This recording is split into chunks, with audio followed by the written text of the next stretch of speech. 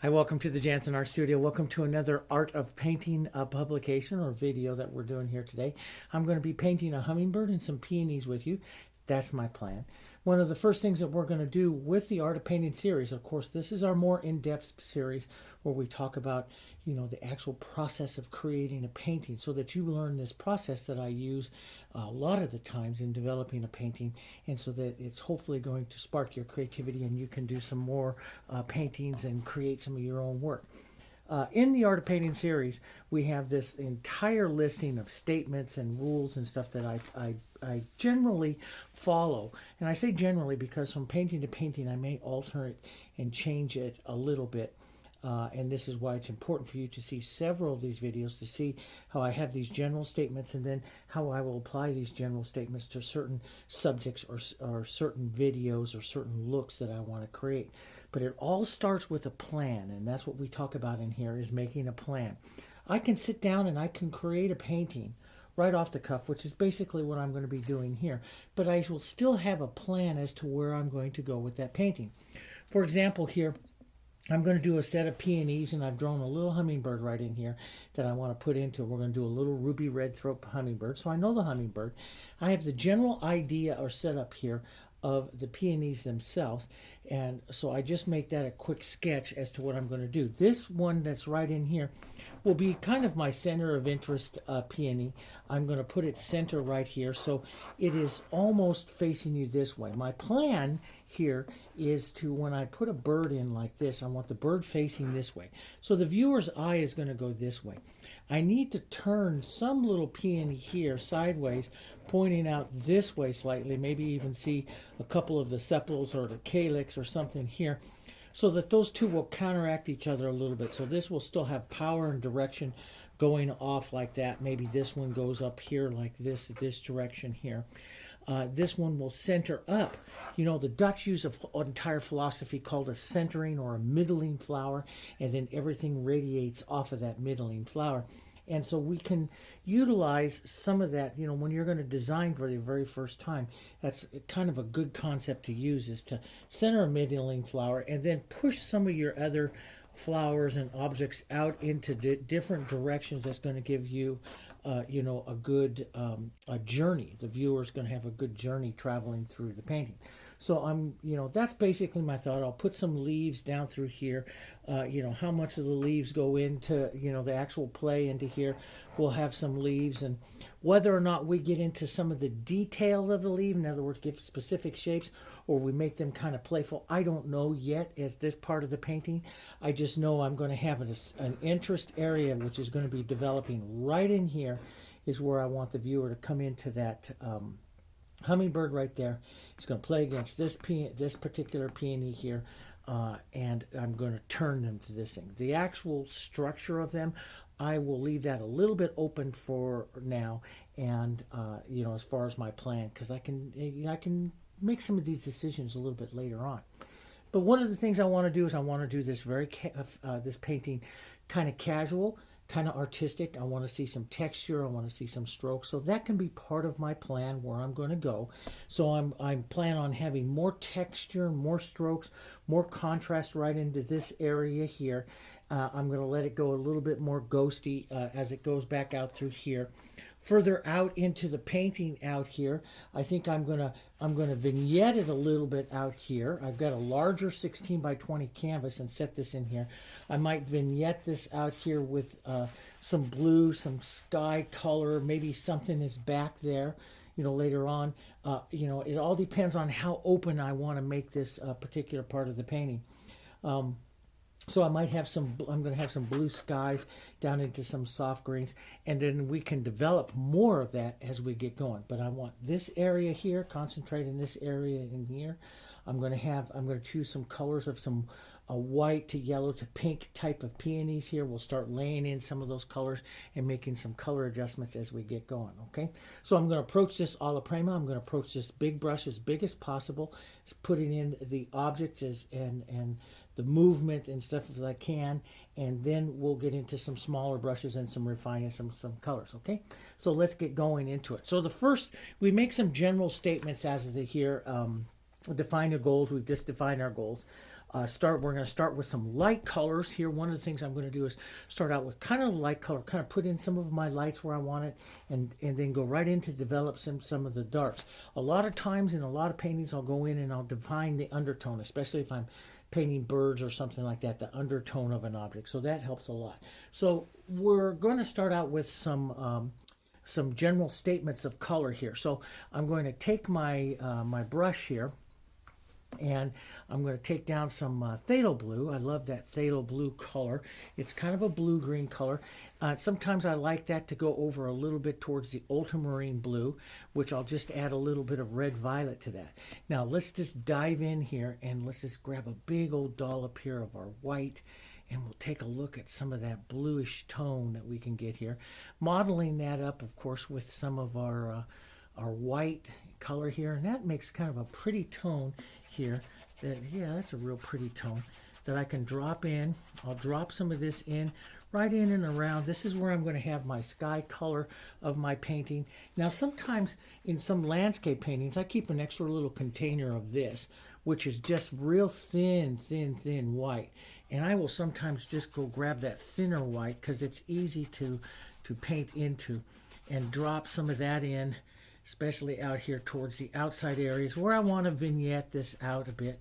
And you know, we're not done by any manner of means here. We're just setting in some color layup and some movement here, but the thin white will move really easy. Now, majority of the time, that's really thin. The majority of the time when I'm painting with my colors, and these are the colors I'm going to be using today, with the addition of one more, it's the 6 colors of this Painted Simply line, which is your black and your white, your cool red violet, your warm Naphthol Red Light, a Hansa Yellow, and a Phthalo Blue.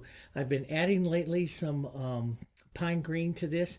This is what keeps and makes a nice middle green, and a lot of our students and teachers like that, to have that middle green in there. If you don't want to make that, you can make that from black, Hansa Yellow with a touch of black and touch of blue. It makes a beautiful medium green. I'm also adding to this time some burnt sienna. Now this burnt sienna is really thin. Matter of fact, you can see it pour around in there. It's really thin because I just mixed that up this morning. Okay, this is the consistency I like most of my paints. They're very thick. So you see it's not like that at all. This is just very thick paint. That's the consistency I love to paint the Painted Simply with. So I'll be a little bit careful. I can still paint with that burnt sienna, but it won't give me as much ridges and texture as I really like to have. But I'm going to be using it as a color to alter some things. So it doesn't really have to have all of that. But I use colors very thick. So, you know, if you're an acrylic painter or something like that, and you're used to using these flow acrylics that are really thin, they won't work for these types of techniques. They're too thin. So I'm going to blast on some of this blue right up through here. We'll just take a little bit of this thin stuff, and that is, I'm just putting on some of this thin stuff just because it's easier to coat and I don't have to mix it down. I will actually physically do all of the painting of it though with very thick paint. So let's just grab some of this, and then I'll wipe this back just a bit here and keep some of that color right down into that area of the painting. I will always use paper towels. I use a lot of paper towels here back and forth to you know, constantly adjust the moisture content of my brush and get rid of extra color and so on and so forth. So I like to do that. Now let's just take some green, some of our pine green. Let's just add it right down into here, into some of these colors here, and let's just make some quick statements right in here of some of this color, and then we'll just splash some of this a little further out here like this, just so it's working together there. We'll come right around, we'll add some of this right in. I'll come up right up close to the hummingbird there. I'm just going to work some of this around. We'll get a little bit of blue into this as well. Just work some of this color. You can grab a little white into this. We could grab a little yellow into this. Especially as we come out to this side here, we can make some of these colors a little brighter, a little bit of stuff going on here like this. We can get some of that go in there. That works really well. Out through here, a little brighter color. Just kind of get playful with that right there like that. And let that just come down like that.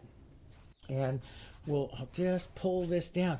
If you get too much down here, if we decide we want to leave this more vignetted, and we want to do other things to this later, we can certainly come back with our lighter blue colors and stuff and take some of that coloring out. You can even take some of your bluish colors like this right now and just add some of this nice vignetted look right down like that. And if you like that look, I love that look. I love to paint this movement and this vignetted look in there like that. It's one of the things I really enjoy to do, so I don't mind getting some of that in right now. But I'll just make some of this movement, some of this nice greenish movement here. This is early on in the painting, and one of the things we're going to do with this painting is set up a lot of movement. So I want to get some thrusting movement here, like I'm going to have some stems and stuff going on here. And so I want to set up some of that movement here. You know, maybe some of this greens going right into the blues right over here. Some soft colors right here like this, right into those. Some of this color right out over here. We'll get a little bit of that blue and color into this right out over here like that as well.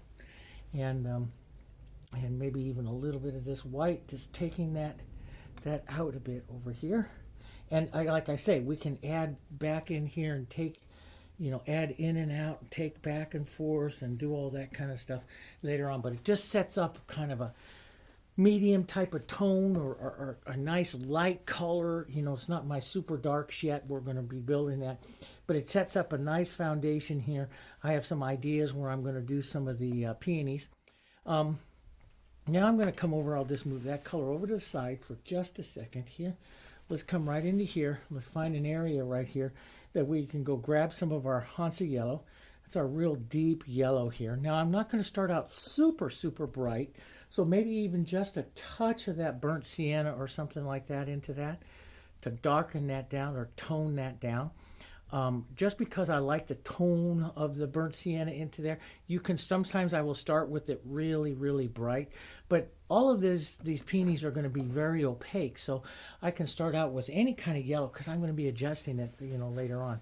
So I had a little burnt sienna. Let's lighten it up a little bit of white, and let's just come in here and splash a little bit of this yellow around where we might have some of these peonies. Now, some of these peonies that I'm going to do here, I'm going to do more reddish tones, so some of this will disappear. But this is a good way to start because this gives good harmony to everything that you're doing as an artist here.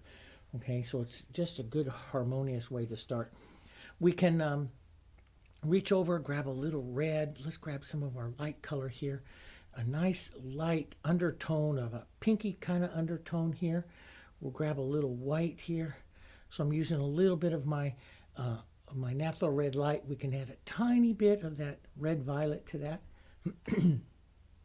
Excuse me, a nice little pinky undertone here. We can add to some of this in here and get some of this moving in, this color moving in and around here. We'll just add some splashes of that here. I love the peonies rather than being just all white to, excuse me, carry some of the different colors stuff that we have here. So I'll just push some of that around.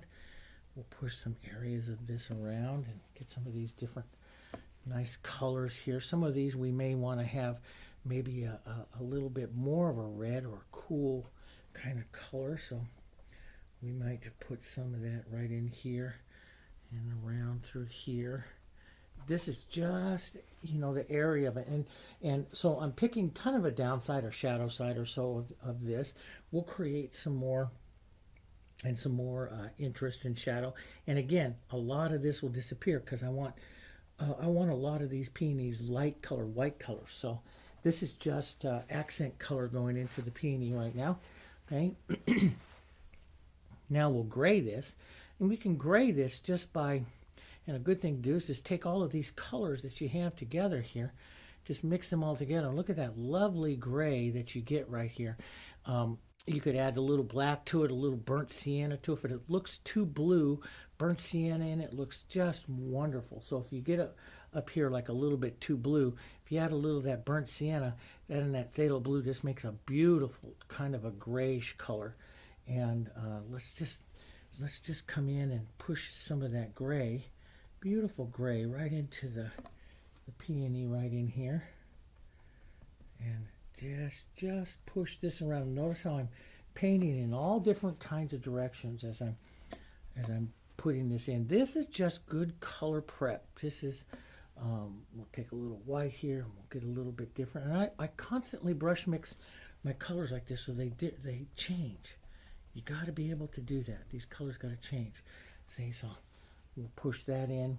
But this is just good putting in some colors here and some movement. We want to get some movements in and out. I don't want to define edges too much yet to the painting.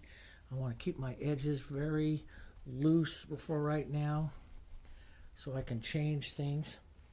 So it's just very undefined here. We'll grab some of this loose color right down in here. That's kind of pretty in there. Okay, now let's set that big brush down for just a minute, and we'll go to a smaller brush, like a little number 4 or so flat here, and we'll come in a little closer here. Let's go in and let's paint some of the undertone colors that we're going to use here on our hummingbird. He's going to have some gray, and you can make your gray again with your black colors. You can make it with some burnt sienna colors. You can make it with some of your blue colors, burnt sienna and blue. Those are real pretty together. You get all these different various grays here. We'll add just a little bit of light to that. I want a medium value, not too much different than the gray we have here, but it has the burnt sienna, has some of these other colors and stuff in it. It's a gray that's going to go very well with the flowers as well, but it'll be a little different, so he has a little bit of his own identity here as well. So we'll drop some of that in. We'll drop in his body here, a nice undertone here for his body. Okay, he's going to have all of these. He's going to be a little ruby red throat, so he's going to have all kinds of lovely colors on him. We'll come in and we'll maybe make this just a bit on the burnt sienna side here. He's going to have this bright ruby throat here, but we'll start it out kind of an undertone, a more of a toned color, and this will this toning color here will make him a bit more flashy a little bit later on. We'll get some other colors. Now he's going to have other kind of a bright green colors and kind of purpley colors and stuff on him. So let's just find a kind of a nice phthalo-y kind of green colors, phthalo blue and a little bit of green into that. And of course we'll add some more strokes of some other colors on here, but maybe even tone that down just a bit of the brownish kind of color into that. And we'll come in, I'll go right around his eye. I'll leave a little bit of a light color for his eye ring right in here, and we'll tap those together here. We'll just bring those colors together right like that. And here we go.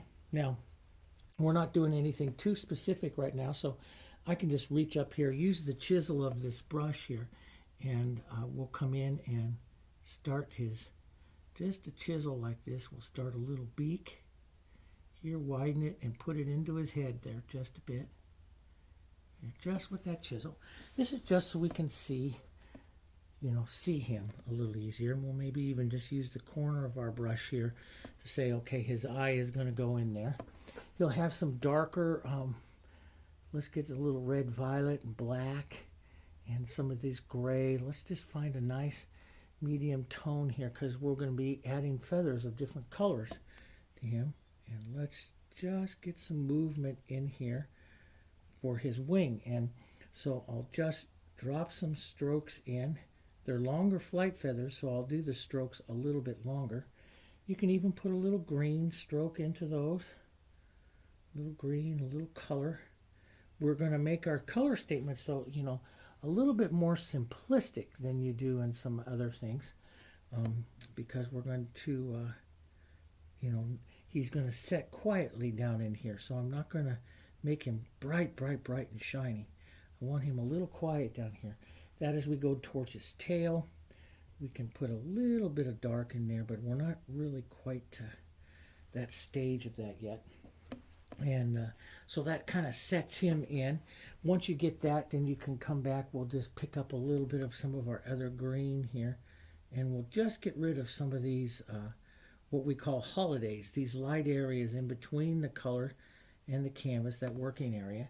And so part of our plan in here now is he's going to have this kind of greenish type of head that is going to come right up into this greenish type of area. So part of the thing that I will have to kind of make adjustments to is I don't want to use the same color, or else his head will seem very small as it blends right there into this background area. So we're going to have to make some plans and maybe some changes to the greens that we're going to use in there, so that he will not come, so he will sit in this area. So we'll be adjusting our colors maybe a little bit, maybe letting some through light through right back in through here, so his head and stuff will be darker than that, and he'll sit against a little through light or a little light area right through here. And sometimes I'd sit there and I'd say, okay, I'm going to get a real, kind of a problem there. And so I'll just say, okay, well, maybe in that area here, let me reach up here and grab some of this. I'll set it right down here. We can see. Let me just take some of my sky blue color that I have here. And, maybe we'll come back in and we'll make a sky blue statement right in here as well, right up against this edge of him here, so that, we'll pick up a little bit of the sky color in this area. So I'll just make a quick statement of that, and, that'll get, I'll take a look at it and we'll see, how that all goes. But that might work to see a little sky, like right back in here on this peony, back in this area again, and so that you'll see, so he'll play up against some of this blue. And of course, since this is all wet and I just added all of this green in here, I'll have to let this tack up a bit and make another statement here of that color in just a little bit. But having some of this sky around here might work pretty nice in that part of him. So let's step back and take a look. So now he'll come out just a bit here, which will look good. Let's come in just a touch here. That'll look fairly good. Now what we'll do is we'll come in and let's define. So we have some of the color statements that we want to make into here. Let's define a little bit more of our movement here. Let's take a little bit of some yellow and some burnt sienna here. And let's make just a quick little statement here of some of the stems that we might want to have here for our stem movement here to this peony here. So right in there like that. And we'll need several of these coming through here because there's several peonies there.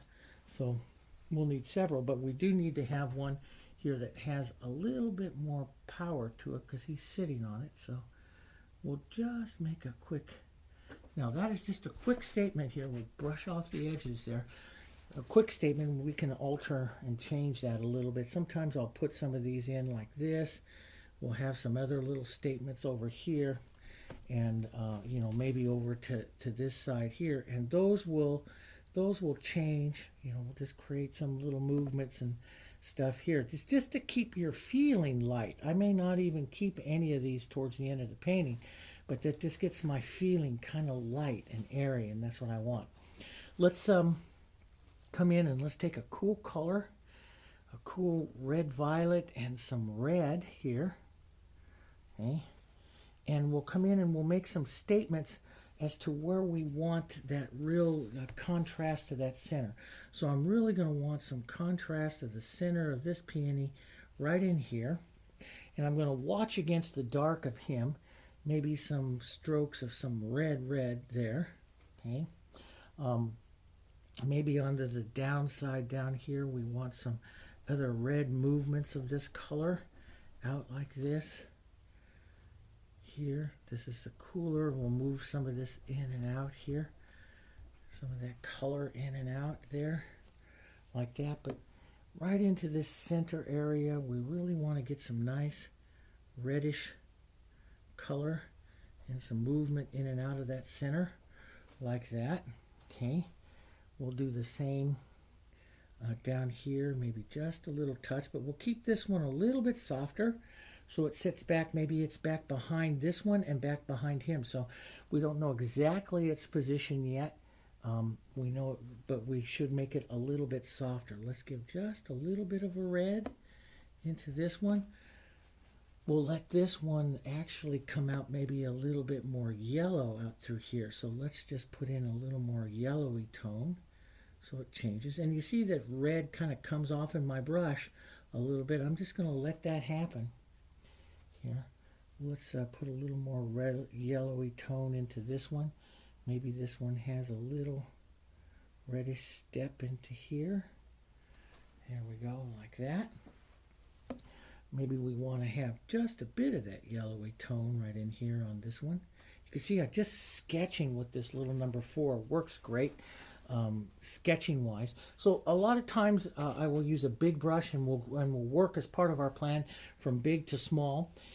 Sometimes I'll just paint as real sketchy like this and put these colors in like that. I could just as equally though come in here with like a 10 or so.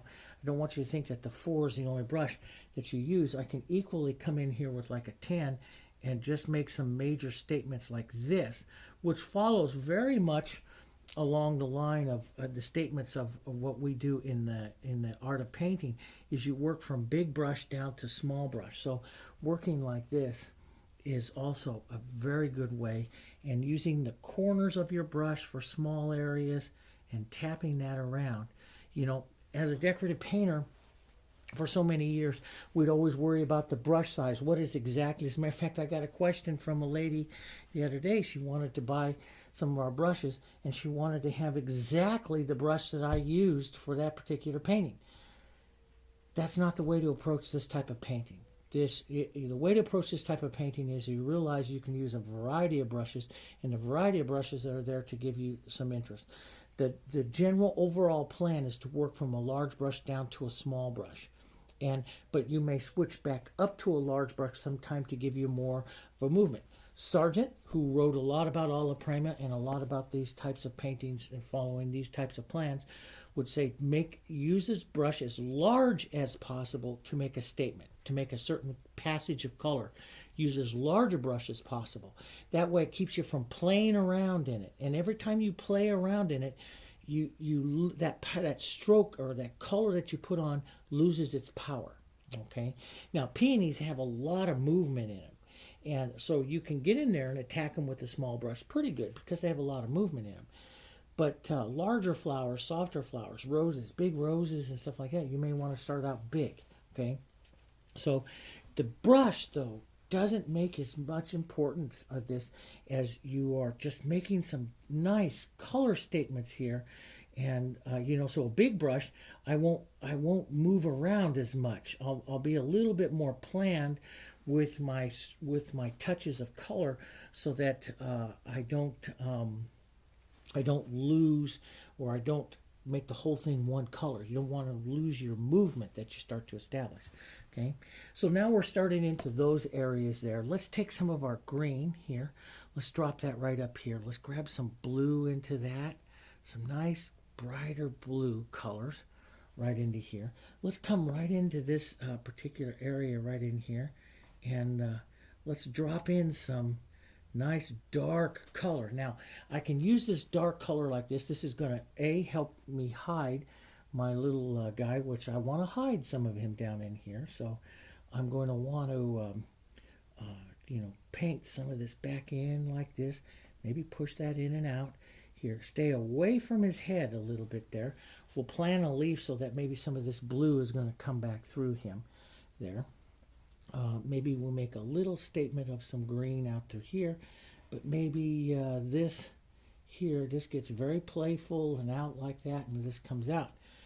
Okay, and maybe we'll make another little statement of a leaf or something like that that comes out there, and maybe out here like that, and down. Okay, and we'll come in, grab a little bit more, change the color. I'm constantly changing the color, but I want to concentrate first into some dark colors right in here, and this is going to push some contrast in between my flowers. So maybe I have that going there. I can add a little bit of a more mottled green here right in there.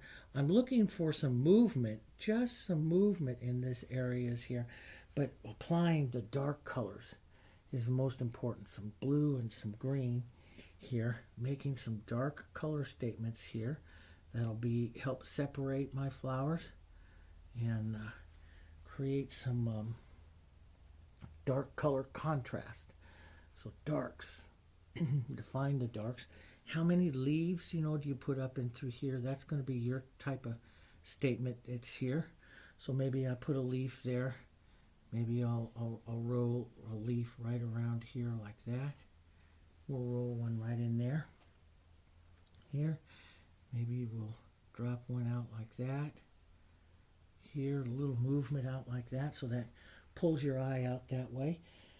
If I drop down here, I've got to make it a little more ghosty. Maybe we'll get some of that background color into here, and we'll just put a little bit of the green playful down through here.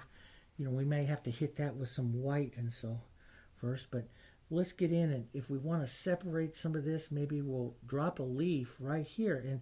And your plan, what you're thinking as an artist, is if I can put a leaf here, that leaf, see how that just pushed that one further back. So I know that, adding leaves and stuff and movement and stuff, that will help push some stuff further back. So we can push just with some nice greenery here, and we can push some of this stuff a little further back here.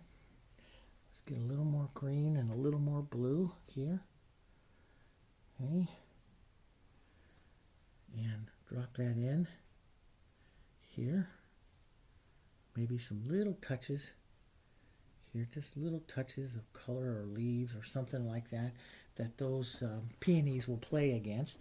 That'll leave me some nice area here to play the sky against, and maybe we'll drop some ideas of leaves or something back out here like this. As this comes up like this, just some nice movement like that here. I'm just thinking just leaves here. We can drop a little bit of green onto those browns, some green movements and stem movements and stuff here. Okay, just some nice twiggy movements back there. You can think some back leaves, something that sits back here into the back behind, maybe kind of ghosty. So we'll lighten that back up. And so really what I'm looking for more than anything else is just some nice movement here.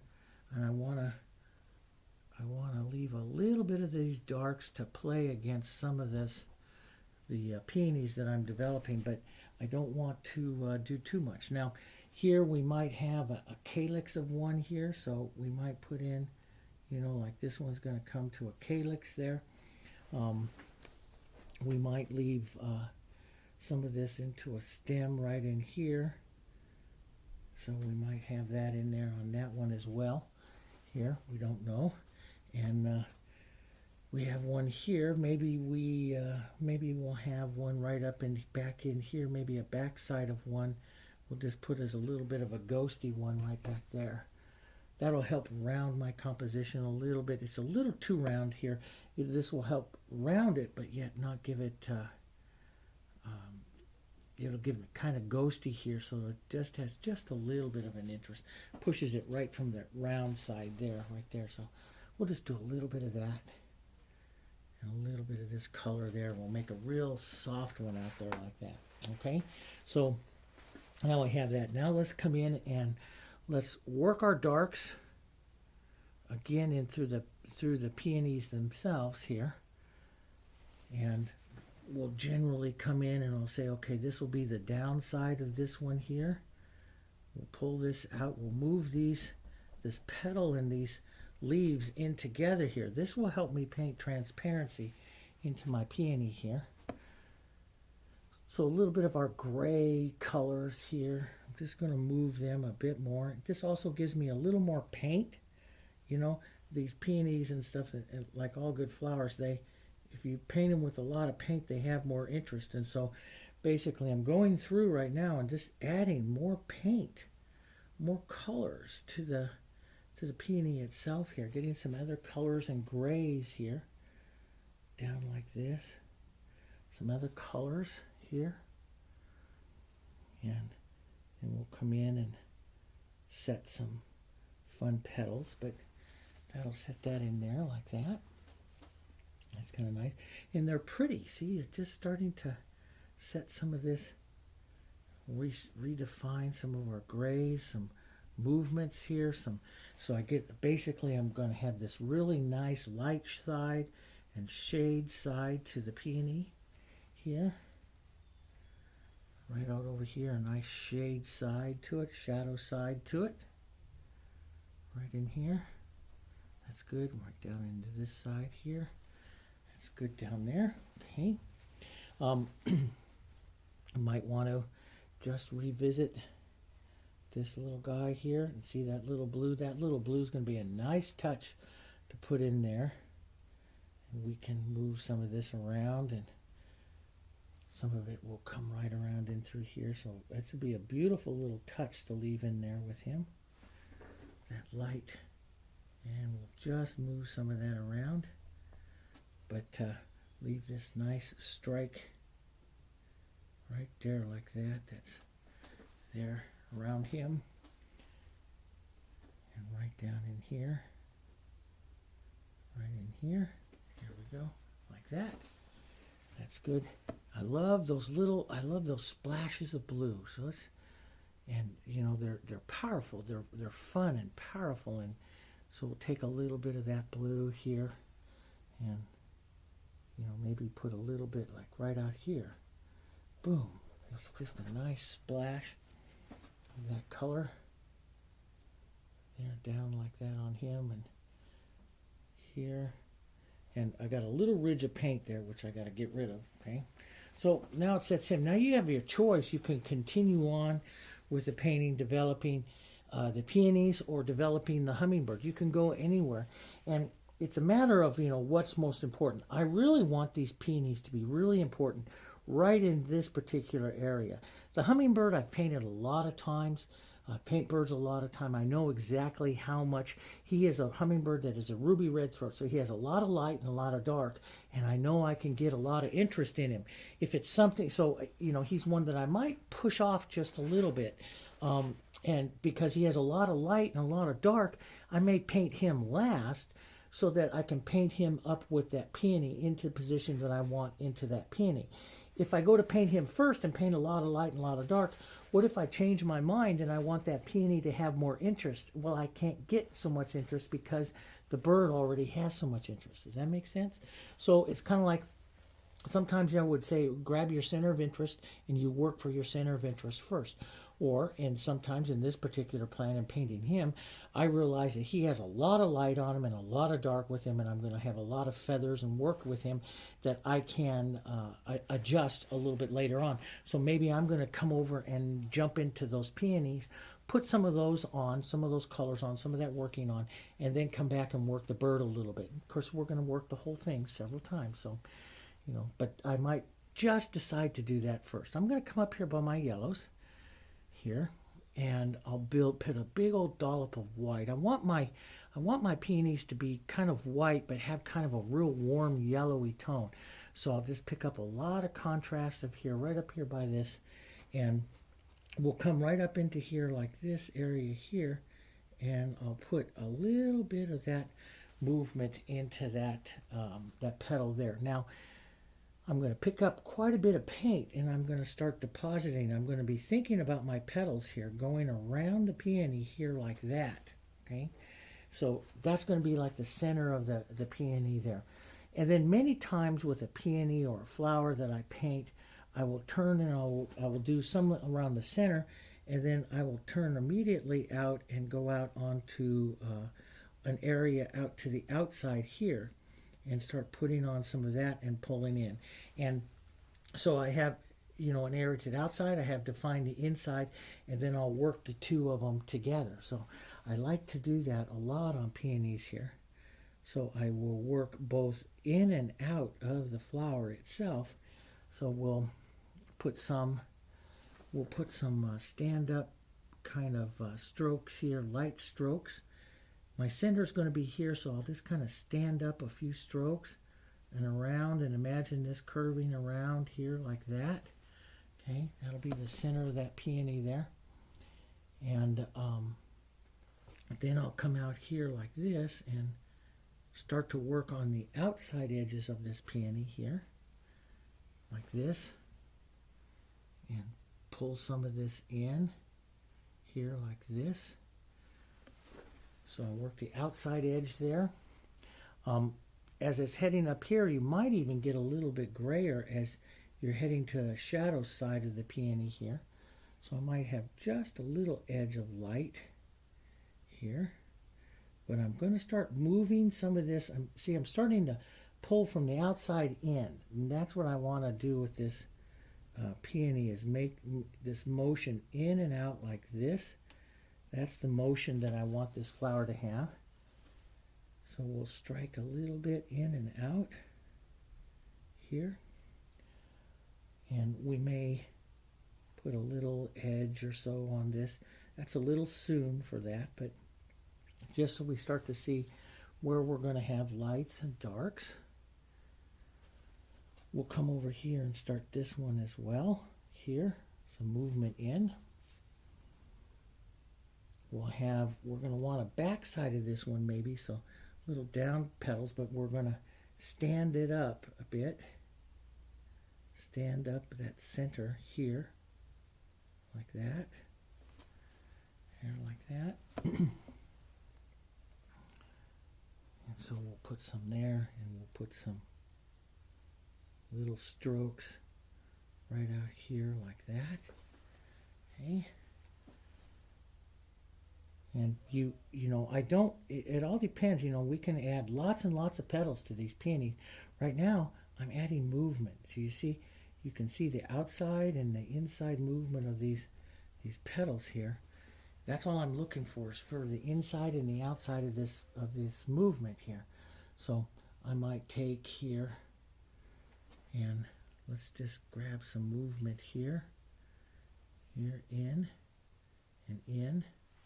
Here, and that's just painting its movement here.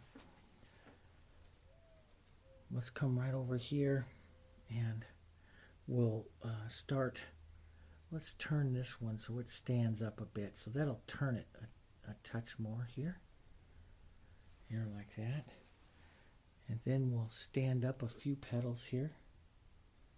So stand up means you stroke them, like imagine here's the bottom of the bowl right in here. And I'm just going to pull down towards that.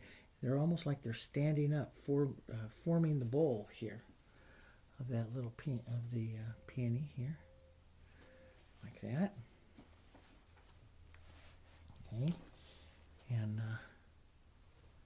stand up these guys back through here. Let's create a little bit of soft movement out here. Just a little soft movement here. Some softer movement here. There. There we go. And again, we'll come back like over to this edge down here, and this one that's over here. Here we're going to have a calyx, so we'll maybe just stroke that right into that calyx there.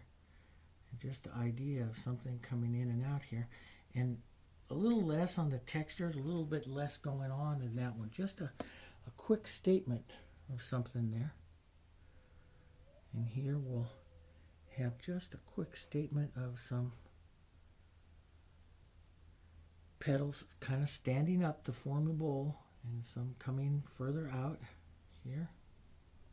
And softer because this is a back flower, so we'll get some soft movement there. And some soft movement here. Here like that. So it just puts in soft movements here. Let's come down. You can corner like the brush like this, which is what I do sometimes, especially with my center of interest peonies. And I will corner the brush and move that in and out and make more of the edge of a petal like that. So I don't always do that, but I do that sometimes. Here. And this one here will again, just get some of that nice movement in and out from this real big peony here. This is our big guy, our big center of interest one here, here. And this one coming down here, pushing it in and out. Push some of these in and out here. There we go. And we want to leave some of these, you know, a lot of peonies have these real, what we call like fractured like petals like this. And so I want to leave some of that movement in here like that, suggested of that. So we get just, see, we got a good shadow side and a good light side developing here on the peony.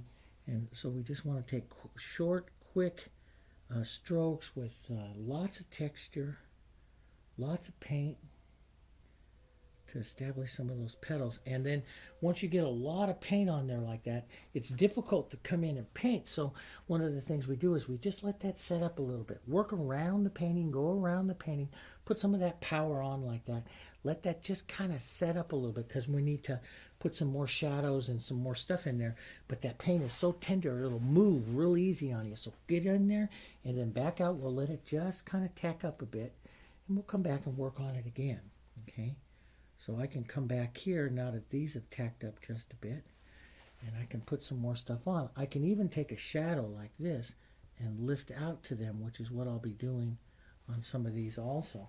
Like here, as I start to paint more and more and more paint into the painting, I want to make my nice toned kind of yellow again. A little bit of that green in here doesn't hurt. We can just use a little burnt sienna in that, and that will help us just tone down. Look at that beautiful tone that you get right in there, and that'll be pretty, you know, this part of that peony right in here, that nice kind of warmer yellowy green here.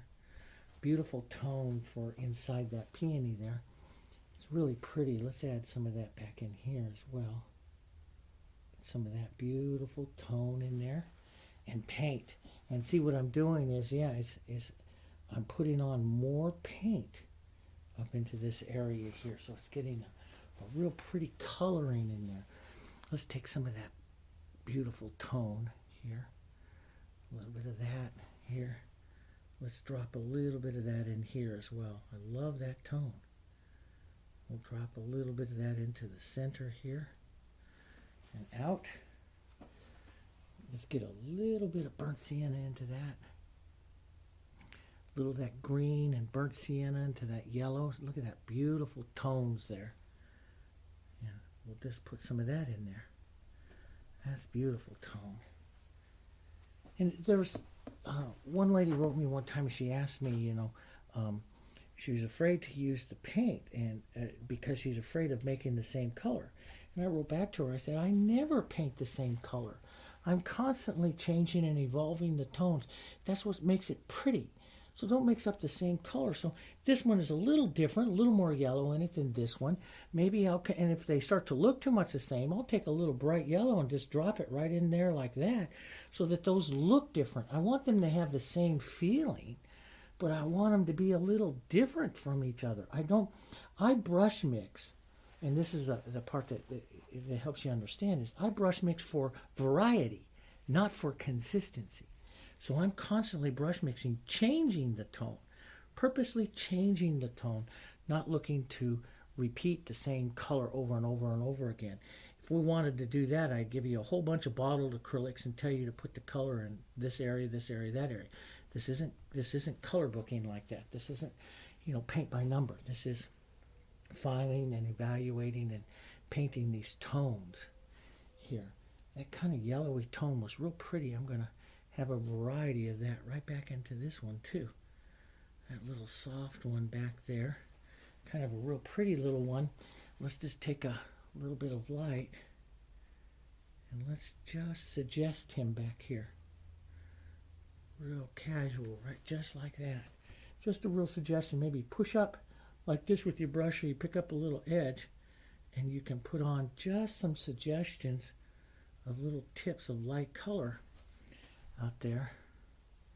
Just little strokes like that, little suggestions of tips of little light colors. And that'll make a pretty little peony like that. Just idea of one. Here. There we go. Just like that. Maybe it's just a small little guy there. And we'll come in and tap some more little light. And I'll play these back and forth. I'm going to let those kind of set up just a bit. Let's come down here.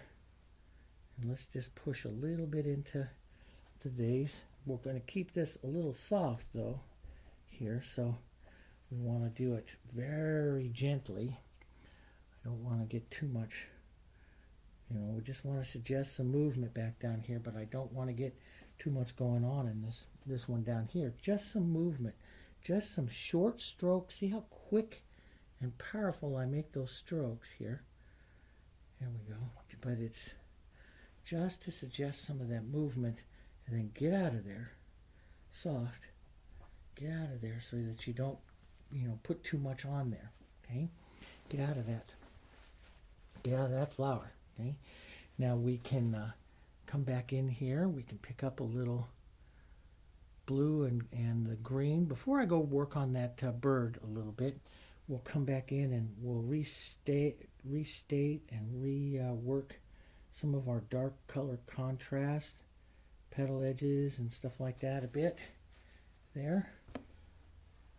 Maybe even a tiny touch of black and red violet in that nice, very dark, cool color that I can come in here and say, okay, here's a real dark area.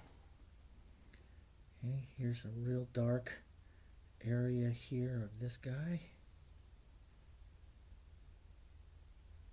Right down in there like that. So we got some nice contrasting tone here. Maybe a bit of that dark right in here. We were going to have like that edge of that peony come in right in there like that. So maybe this petal comes down. That's a little leafy petal right there. Little leafy shape right there. That'll hold that. That's nice. We'll let those go right up against that light. That'd be pretty to play that light right up there. And as a matter of fact, and you can do it any time. You can do any of these steps anytime, because what you do is you're painting what this painting needs, okay? That's the big point. But if I really want to make this peony come out right out up here, that's where I've really got to, get some nice heavy-duty paint. And I'll come up here, right here. I'll just come right up here like this and grab some of that nice thick paint. Let's get a little bit of blue into that. Nice thick paint. And this is where I'll physically deposit some of this thick paint right in here. Let's work that in and out a bit, okay? And you can see because textures and the amount of paint you use are so important. And this is what I'm starting to really paint more of in a lot of my videos and stuff, is teaching people how to use more and more and more paint, because we don't use enough paint. And the way in which I say it in a lot of my seminars is, as an artist, we use paint to get interest. So it's just logical to assume the more paint you use, the more interest you're going to have. And the viewer's eye can see the textures of the paint. You go in and you look at Rembrandt and everything. He physically put in just mountains of paint, and so much so that some of his textures that he would have on the surface, on the canvas, the surface of the canvas, would physically add their own shadowing to them, because they stood up almost 1/4 of an inch. So they actually physically, when you look at it, you would see a shadow from a light source. That paint, that texture on that surface would actually create its own shadow. There's that much paint on the surface.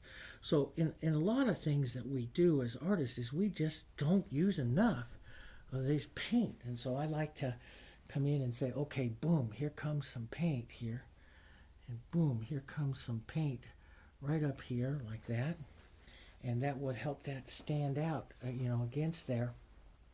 And, maybe we'll put a little bit of a darker edge up against that. But that's some of the stuff I'll look at, is this edge of this peony here coming up and working lights against the darks there and those edges and stuff like that. So we'll look at that.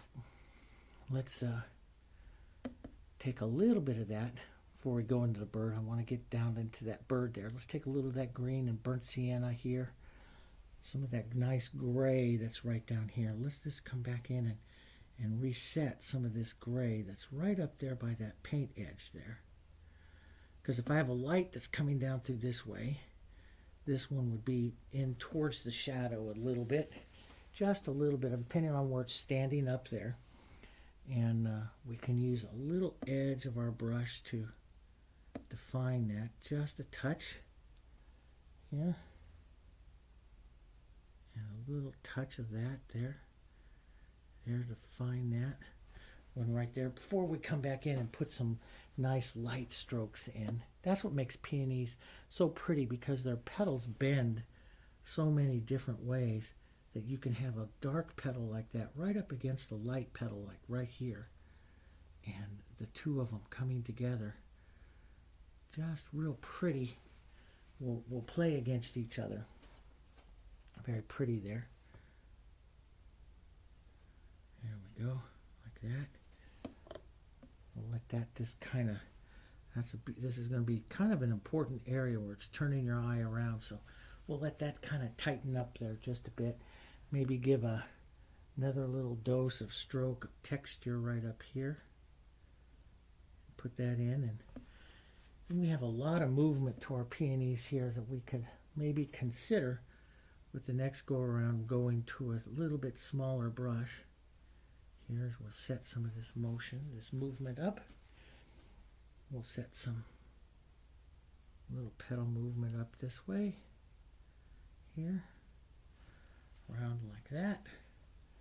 Just use that little edge, that corner. So, you know, do I always do it with a small brush? No, sometimes I'll use a big brush in the corner of the big brush. You know, I'll do it all different kinds of ways here. I just paint for this interest in this flower, this peony here, so. And we'll get that in there. Let's get some nice, thick whites right in here. There, like that. That's beautiful, thick color. Beautiful, thick color right in here. Nice movement. And we'll let some of this thickness pull in here. Or that little calyx of that right there. So drop that one in there. And so it's going to be kind of, I love the look that this 8's giving it. Maybe we go to a 4 or 6 when we go down. But let's go in and let's work on the bird. Let's zoom in now. I've got enough really, well, I might want to put just a little bit more right over here because he's going to interact with this peony here. So we might want to put just a little bit more going on right in here where he's going to be reacting with that part of this peony. So some whites and some strokes here. Right like that. And we'll take a few little grays. Whoop, that's the wrong color. Get a little sienna in that to help kill that green. There we go. Get a little bit of that in there. That little sienna and that green is so pretty together. It's really working those colors nice. There we go, like that. That's kind of pretty. And now we'll come over and we'll work those again a little bit more. But let's come in here and move this over a little bit. And let's paint some on the bird. So we have some of this color in. So we'll paint some on the bird here and get some of him set. I'm going to do a lot of his painting with my little number 4 round. It's my birding brush. I like to use this one, especially if you got to have a lot of little feathers and stuff on him. So we'll start out first. Let's go restate. You know, you can start anywhere. There's but you know, I'm going to come through and restate a few areas of the dark. I always, when I come back again to work on something, you know, I like to restate my darks. But it all depends, you know, maybe you have enough darks and so then you go to your next one here. But I'm going to restate those darks that are right there. I like to give them the look of his eye as soon as possible because that gives him a lot of interest here. So one of the things I want to do is take some of that green and color around here and we'll tap up to that eye here, and then I'm going to take a little bit of the light color, a lighter gray kind of color here. That's on the tip, and we'll reset his eye ring, his light eye ring around his eye here. Okay. And we'll grab some more of that light here. So they're going to have a little eye ring. Now, I do a lot of birds, and I did an entire bird painting book, which if you don't have, you might consider that one because it does have if you like painting the little birds, it does have a lot of the birding techniques that I use in it in depth. Now I'm going to pull out from that eye ring just to create some movement. We're going to soften this just a bit, but I'm going to pull out from that eye ring just to create some movement there. Let's come in just a bit closer. There, like that, okay. And then I'll come in and we'll pick up a little bit more of our dark color here, our blackish color, and we'll reset his eye one more time. Now these little hummingbirds, these little ruby red throats are about this size. They're very small little birds, maybe even a touch smaller than what I have here. And then we'll give that little eye a little shine, right up there on the shine. And that's usually a little big, so I end up taking it down with just a few taps of black. I tap into that to take its size down just a bit. Now, underneath that eye ring, I then take a little bit of dark, back up right out, and that'll pay the shadow of the eye ring. Then I'll end up and I'll tap right up into that eye ring with that shadow right there to place that shadowing right there on top part of his, or underneath his eye ring, that separates and thins out the eye ring.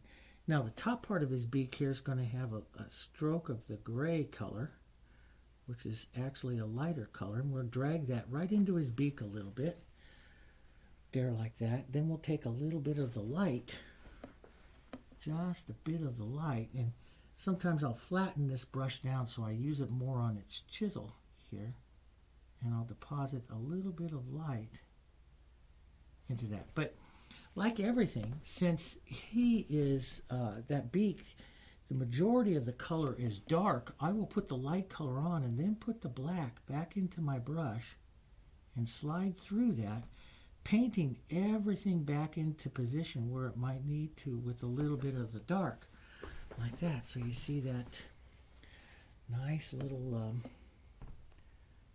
bit of light can get painted smaller. Then you can put a little shine or so on that there. We can even take a little yellow here, a little different color. Sometimes it depends on how much work I'm going to put into the bird. I'll put one or two other little colors or so into them, into those areas there. And we'll take just a bit more of our dark. We take just a bit more of the dark here, and I'll just point up that right there. Now, to really help him there, let me go to one of my smaller brushes here. I'm going to take a little bit of my blues now, and I will back paint right up and clean up, especially that beak. Some of this beak and his eye area there is very important for his interest, and so I will clean up some of those and make sure that some of those stay a little bit sharp and nice and pretty here, with making sure they get a nice stroke of paint. And You don't want to make it look outlined, so sometimes I'll just come right up the edge of it there and then pull down like that so that I just change that just a bit in there on him. Now let's continue on. We'll take some of our gray color and we'll put some gray up along top of his head here, following shape following strokes. We'll let that go right down into his greens, but we use shape following strokes here. They're shorter up and around his beak, and we use short little strokes to incorporate some of that color into his beak there, like that. A little bit of dark color right between his eye. Let's take some like dark blue would be pretty, because he's got all kinds of blues and violets, even a little violet color, a little blue and some red violet here. Let's put some of that in there. Short little strokes of that, touches of that color. Right up by that eye, set that eye in. Let's pull some of that down. We'll pull some longer strokes as he comes down his neck area here. Then we'll get that, but I have a few little lights of the canvas coming through there, which I want to take care of. His strokes here will angle back this way, and then of course follow the contours up and around his head. Right down in through here, there'll be a quick color exchange between this kind of purpley violet and the red that we're going to use in just a moment on the neck. And then as we come back in through here, the top part of the wing area here of his body, this is called the mantle of the bird right here. So we'll just kind of tap some strokes in there for his mantle, okay? And I love that highlight on him there. I'm just going to just sneak a little tiny bit more right in there on that, so we pick up just a bit more. Let's take that tip of that down just ever so little. There we go. That's kind of pretty. That's nice. Now we'll get into, first let's get into some of our reds. We'll put on some red and then we'll go orange and red violet to it. We'll just stroke on some red here, right into some of that violet there. We'll go right up to his edge of his beak and just kind of work these colors together. So I'm just picking up, I just have a small amount of red right there, like there. I'm tapping into, and then just doing short shape contouring strokes here. Around like that, okay? And then let's go more towards our oranges here. So we'll just model that. Don't completely mix it, just model that. And we'll take some smaller little strokes here, like that. As like I say, look how this color, I mean, it's just beautiful. Here, let's get this red. We want to model these together. We don't want to mix an orange. We want to model this. Tap it till you start to get an orange, your red and your Hansa, but leave some of the color differences there. And then we'll tap some of that through. There, that's pretty.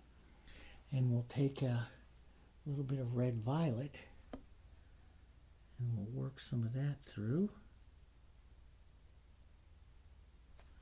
those colors. Right there, red and red violet. Very pretty color together.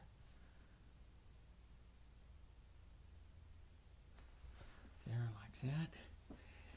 And let's just go back to some of that yellow and orange here.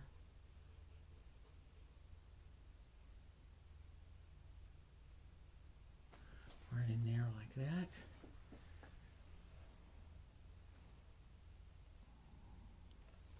Just little bits of that.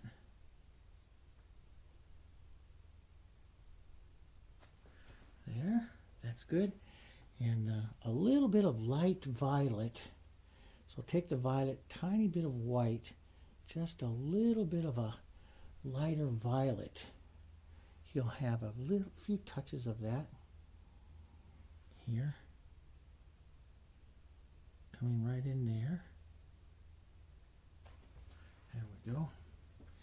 And you might want to touch a few right up in here on top of his head. Carry a little bit of that color right up there, which he has on there. And we'll tap a little bit of that around his eye. Some of these just using the small chisel part of the brush. Now, some of this, what I'll do is I'll put on the look of feathers like this with a light color. Now, that's too light, and I know that.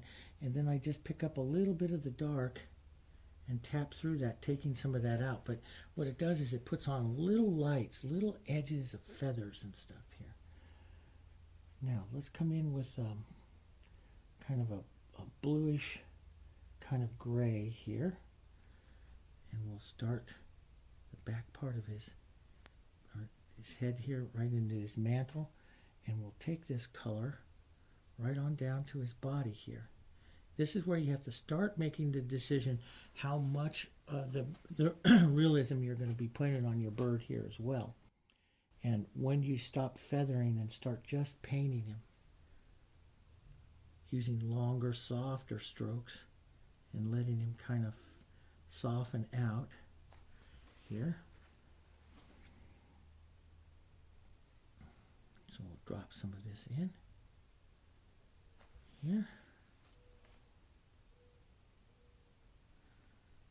Put some in little feathery type strokes, but they'll get a little bit longer. Now, when I've talked about that, is like how much of this are you going to go down the body like this to just suggest the feathers and the movement and not concentrate too much on him here. So, you know, that's at some point in time you got to make that decision. We'll restate some of our shadows here, especially I got a few little light areas up underneath the wing there.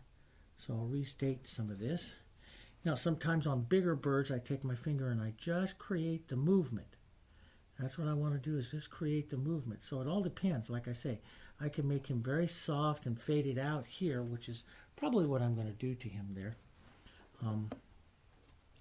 I want to create a little bit lighter color here on him, right up into this area, more of a feather movement, and then set those light throat, the ruby throat, on top of these.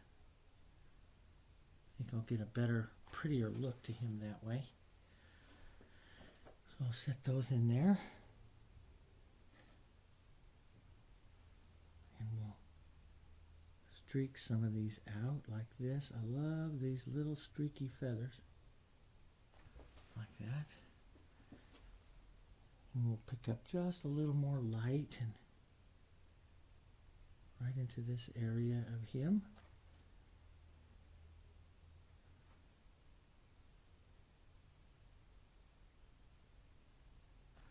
It's just those small little touches and building and building and building that color.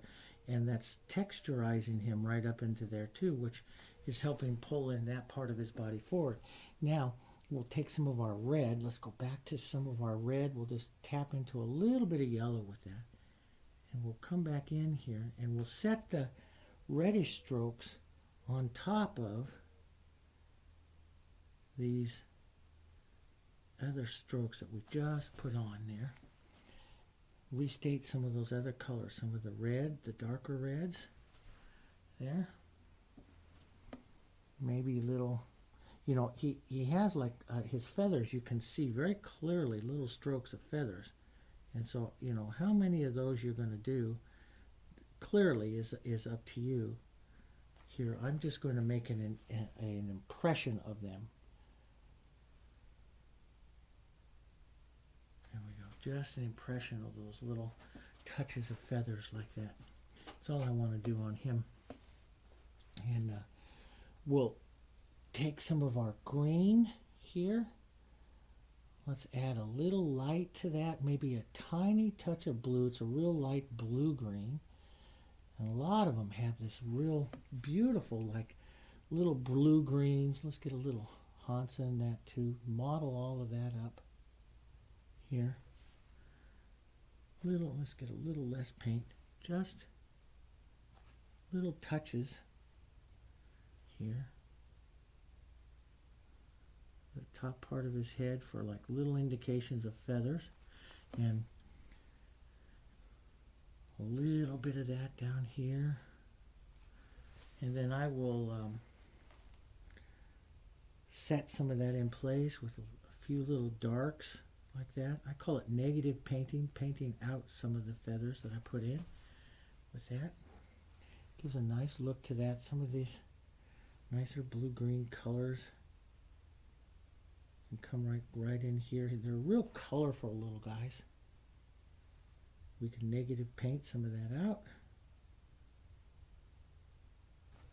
And again, it's going to be how much, how much do you want to add in here to create his wings, his primary and secondary flight feathers here, how much you're going to put in. He has some coverts here, coverings of the primary and secondary flight feathers. You'll have some little covert strokes here, down like this, little bits. And again, like the others, you can negative paint some of those out with some darks. I'll put them in kind of light, then I'll paint some dark there to just suggest them. Maybe a little edge of light here to suggest the flight feathers. Here like that. Okay. How much you do is going to be your choice. But and I have lots of bird books there, lots of paintings of birds to show you. It's how much you want to do. And because he's very decorative, and he's got all kinds of little strokes of color down like that, down his wing and everything. They're quite beautiful, but again, I'm going to put him into this painting, so I have to watch him overall with everything else and how much detail I'm going to do to him. I'll put a little bit down through here, and he's getting a pretty good look to him. I want to define here. One of these things on the ruby red throat, they've got a real clear definition between the light and the red throat here of his feathers. So I'm going to clear this up just a little bit more. This is the important part of him as the painting. It's right into this area in here. So I'll take just a little bit of time with those right in there. Maybe a nice dose of red. There, like that. That's pretty. And we'll take a little bit of white and loosen that up just a bit more. And one thing I love to do on little birds, which gives them a lot of character, is I like to take some of these feathers here as it's coming towards the mantle and just drag it over the edge of the wing. I like to do that onto little birds, onto most birds. And what it does is it just incorporates the wing into the body, so it doesn't look like it's just sitting there. So I incorporate that little wing just by a few little feathers like that. And then down it goes his body, like that. We can add a little bit of that with a touch of the gray in here, just to feather him just a bit more. Then I think for as far as the painting, he's looking pretty good. You can come back and revisit him and do a few more little things to him if you want, but I think he's looking pretty good. I might want to tap a little light color to suggest some real tiny little feathers, which I like this area of the bird. I like to tap in there and work those because I think it just adds so much to them when we do that. Maybe give him the tiniest little bit of light to the top of that eye-ring there, right like that. And then we'll just touch. So I painted all this with that little number 4. He's kind of a real small bird to not go to the quill liner, but it worked pretty well on him. So let's zoom in just a bit more. You'll see what he actually looks like there. And with that, so you can see all his little working there. That's pretty nice. Little movements and stuff. That's what I want to, I don't go in and create with a liner brush a whole bunch of just little feathers. I don't like to do that. There's some artists that like to do that. Sometimes, I'll do it on some birds, a little bit, but not a lot. Because I like the movement of the brush, not the movement of the liner. Now let's just come in here real quick and just do a real simple, just so we don't forget to add these later. Just a real simple idea of his feet here. Just very understated for right now, but we won't, so we don't forget those. Those are going to be kind of important. And I might put just a little touch more of those right up there. Here we go, just to break that just a bit. All right, so that's good as far as that part of the painting goes there. Let's step back just a bit and we'll go in and we'll say, okay, now that's where his color is working in there. Now let's just take and we'll work some of those colors, and you can use any brush. I'm going to go down here towards my form. I'm going to work a little bit of those colors down here into that we used on him, down into this peony just a bit. That'll go for harmony. So just a few of those little coloring that we used down in there, right down in there like that, in those peonies there. And let's start working some of our contrast darks again. We work through that a little burnt sienna, a little bit of black here. And let's just work a little bit of our contrast here. I'm going to use the chisel of our brush here. And we'll just add a little bit of shadowing contrast. A little more extra color. Here's some extra lines through like that. Just extra interest. We can soften that with a touch or two of the green.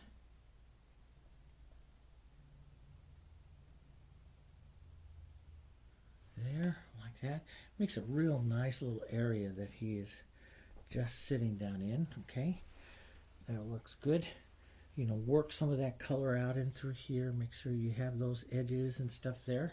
Okay, then we'll come in and we'll set and work on these peonies again. Okay, we'll set up and work on these here. I'm going to take, and let's because I had all that green and stuff in my brush, I'm going to come right up here to my yellows and just push my brush right into that yellow, neutralize some of that. If I needed to, I can go grab a little of that burnt sienna, and that just neutralizes that green right down to those grays that we're kind of using there on those flowers, which are real pretty. Even a touch of blue into that. Those are beautiful. These are all beautiful grays that I have here, right in here for painting the gray parts of the peonies here. And you can come in and reset some of those grays, reset some of those shadows and grays. These are all pretty, just to reset some of those in there like that. Doesn't take too much to say petal. Sometimes we paint them too much. Let me just come in here and set a little light, and I can set in a little halftone. This is another technique I use a lot on the painting of peonies and stuff, is I will put on the light like this. Let's just drop down the light here.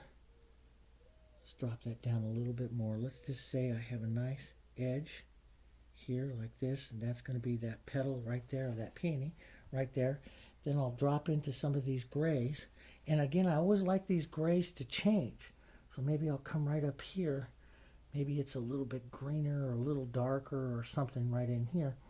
I'll model that, change that on the brush, wipe off the extra, change that, and then reverse back down and take out some of that, and that's what gives you this beautiful. It's a shadow side edge to that petal there on the peony, but it's also very pretty. And I can just use the edge to create another one there. Pull that out a bit. Okay, there's another petal there. I can touch in a little bit of light. Strike that on there. Use any of those grays to back paint out or negative paint to set that position of that one. be powerful with your strokes now. Set some of these strokes in like that. Set some of that movement in. And then set some darks in as well. And look for the movement. We have the round part of the peony is here. So, and then the petals can then start to open up. So I can take my edge of this like this and just draw this little edge of that little peony petal like that and push that around. I can pick up some grays and set in some of my grays like that.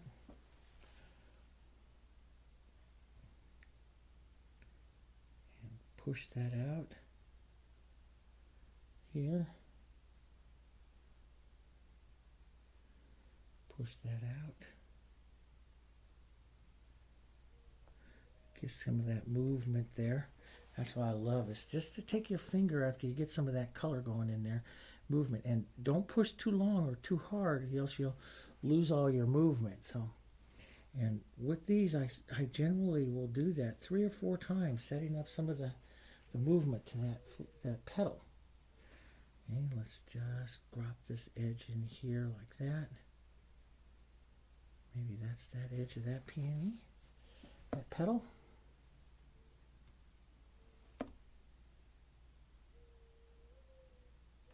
There, like that. And build this one here. And as I come right up into this area, I'm going to start using a lot of paint. Let's take a little shadow, push that shadow in and out. Sometimes use your finger. Push that petal in and out.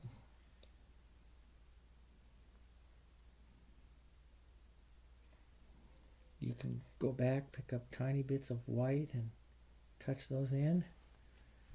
Adding smaller movements here.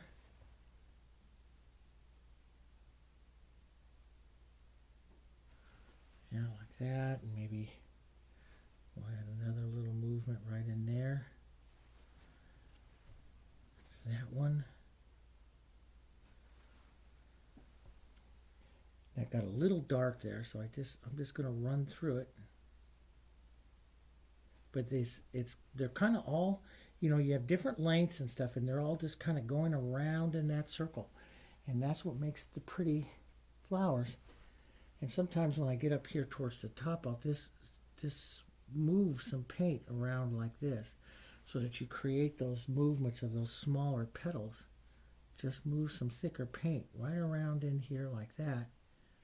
And then just pick up a little shadow, a little yellow, and a little shadowing color here. And touch some of that through here. Through like that.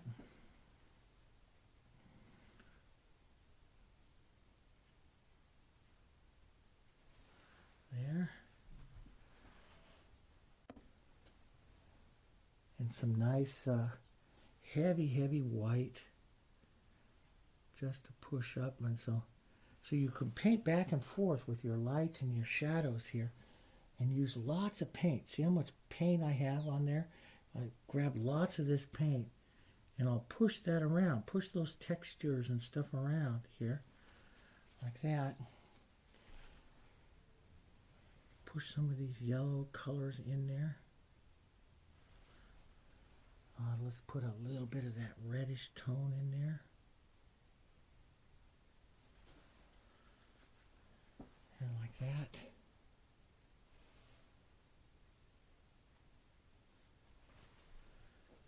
And there. Always go back, restate some of your shadows. That's the movement. The petals themselves get smaller as they go in here to the inside. On this side, if light was coming here, on this side you would have more of a shadow to the peony petal itself. So you might want to express that here. You can take a little bit of that violety color there. It makes another pretty little shadow color to touch into here. touch into some of that movement. So see, I paint it with both light and shadow. Light and shadow both go into these petals. Here.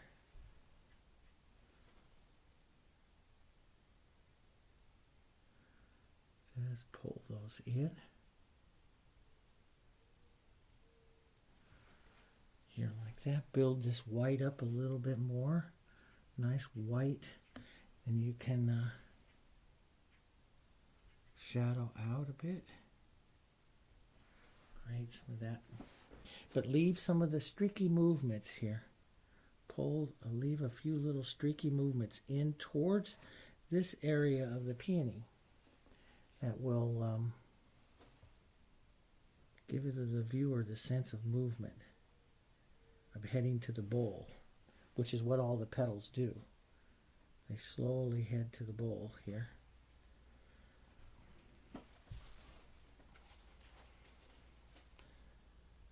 We'll drop in a little more of my yellow here. I just want to get a little bit more movement into the yellow. So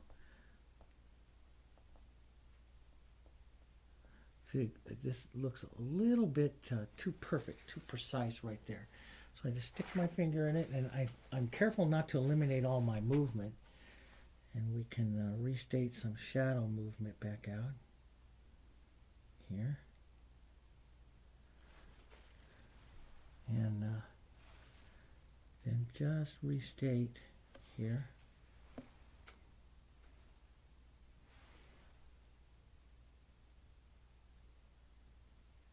There, like that.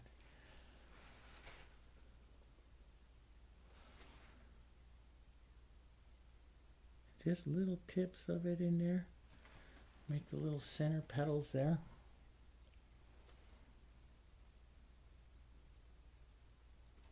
A little bit there. Nice, thick strokes of paint up here into the front. And again, take some of the dark and just go right back into it there to help establish that movement back in there again.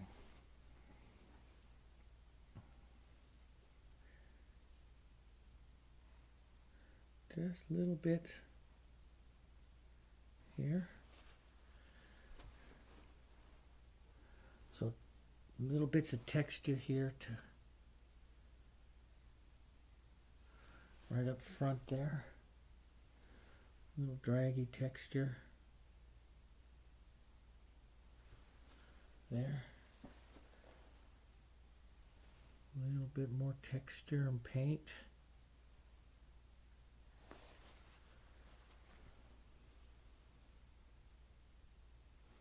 There. Now, one of the things that I did in all of that, which I really like, but I got rid of a little bit of my light and shadow side of the peony. So I'm going to take some of my siennas and greens here and repaint back down. We even take a little cooler color, get a little black and violet into that. Sienna. A little green into that, and let's come down here and push back into some of this, my shadows here, which will help me get more of a light and shadow side to this. So I'll push this down. See how I just push that shadow in?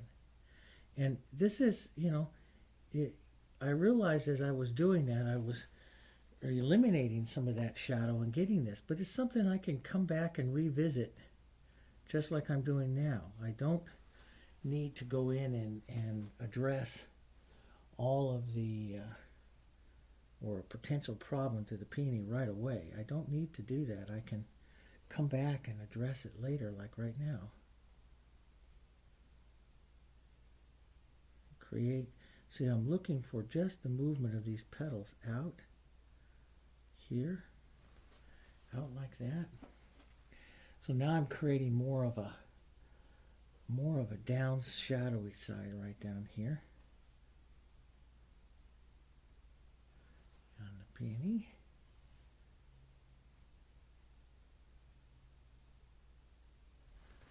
There we go.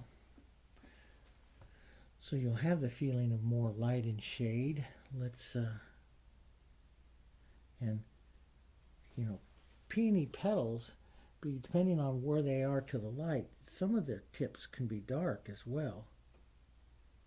They don't always need to be light. They can be dark as well, and they are in nature. So they can have their, you know, you make all the tips of it.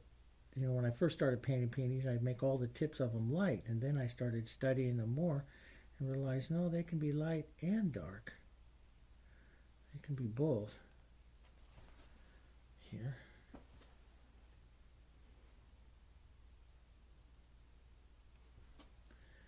Pull some of that out, touch some of that in there. That's good. We'll get just a little bit more thick paint movement right in here to create some other movement. So now I've got a light and shadow side there onto the peony. That works, and we'll just tap in a little bit of movement here. Little petals there hitting or reaching up and touching and contacting the light. Right in there like that. Maybe there's a few right up here.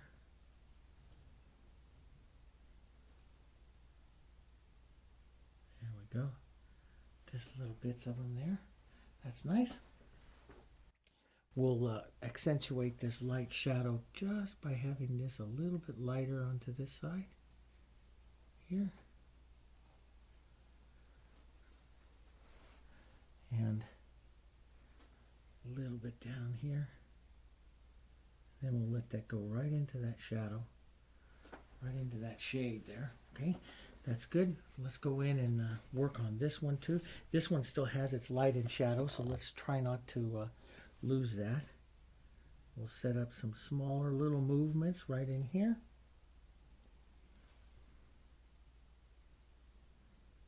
It's already got some nice light. So I'm just taking some thick white here and just defining those edges a bit more. And little strokes right up in through here. Little strokes on that peony. And maybe just a little edges here. There like that. Maybe some, we'll gray this down a little bit. So yellow and gray and white here. Model that on the brush, and we'll just add a few little touches in there.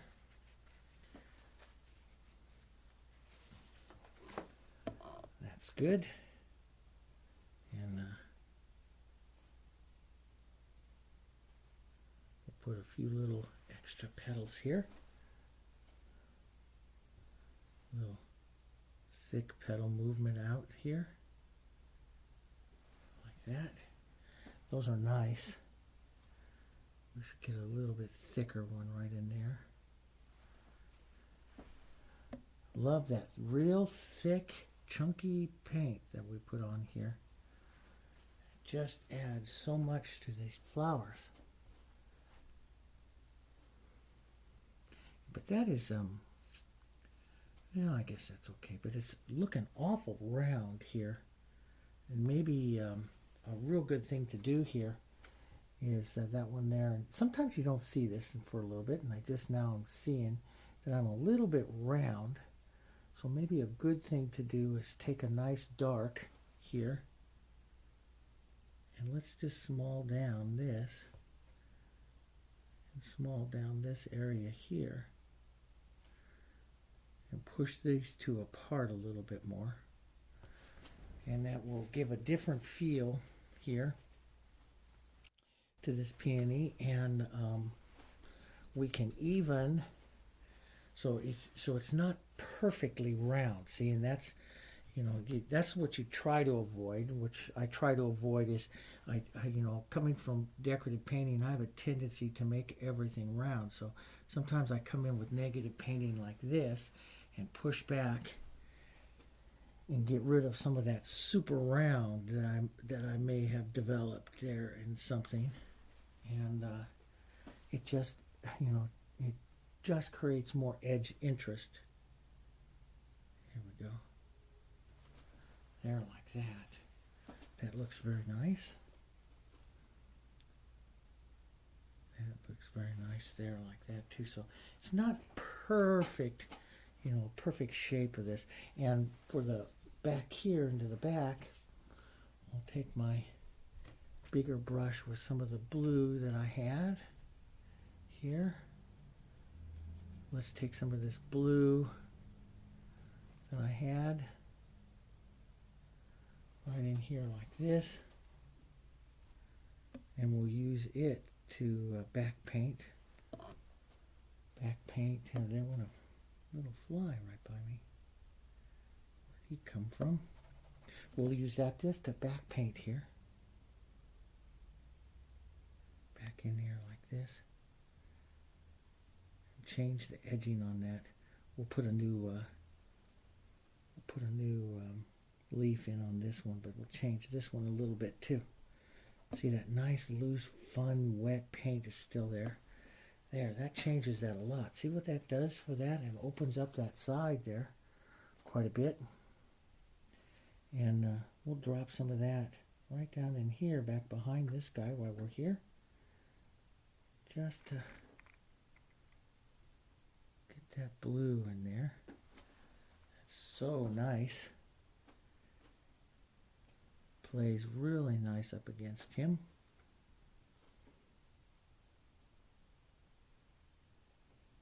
Here we go.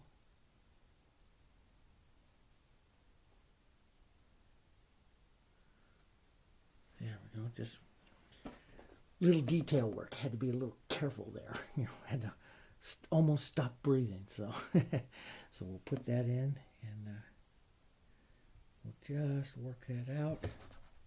That's nice.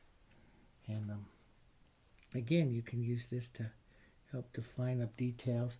Let's get that a little bit lighter right up there. Right up here. There we go. But that nice thick color here is what really helps these peonies here. Get that nice thick color there. You know, that works so well.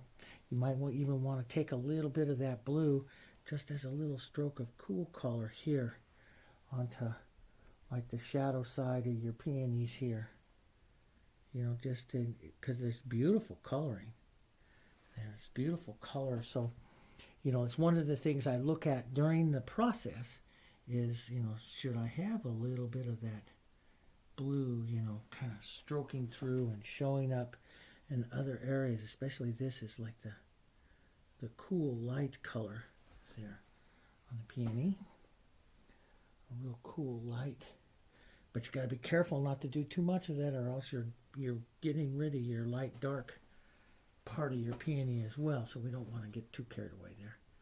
But let's just drop some of that out here. I like that. That's pretty. And we'll gray that up there. Get that shadowing up here. So I got that. Then we'll just pick up a little bit of light here. And again, you know, here I'm back to, I love painting this with this slightly, I love painting these peonies with this slightly bigger brush. A little more so than that smaller one, because it's giving me a better look to the peony that I want to have, especially as I step out into these other outside areas. So I think I'm going to stay with this bigger brush here. And not go back to that small one. But you could use the small one too, but the small one does do a lot of detail, but this one does enough. My feeling is this one does enough. Now I want to keep my eye right in this area here, you know, right into that bird there. There we go, right there like that. That's a nice transition there for that peony. And I'm going to set that smaller brush down there for a second. And we'll restate some of our reds in here, right around like that. And then let's just pick up some of that mottled color.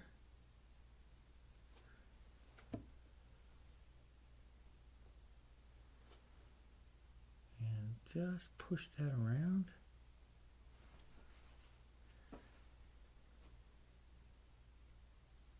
Just, you just kind of tap that around, and with that edge of that brush, it just picks up like the little edges of the petals and stuff here.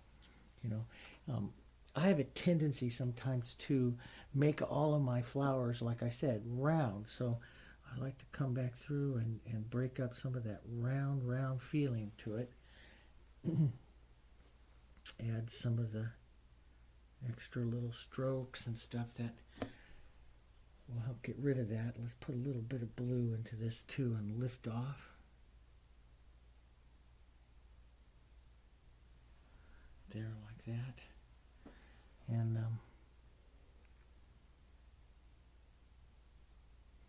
so I'll put colors in like that and grab some of these shadow tones and work these shadow tones in and out and tap that around just to create that, individual petal movement, sometimes lifting out like this and pushing it around,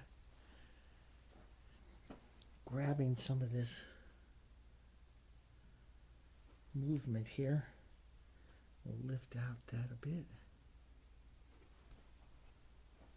There we go. Let's just grab a little bit of light right up here. Right there.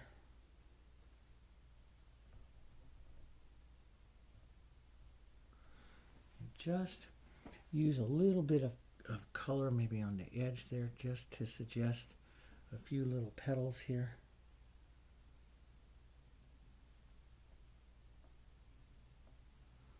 And movement of those petals. There. And a little corner of the brush to just say the little petal edges. That's after we get these on the other ones, they're so easy because they're just little touches.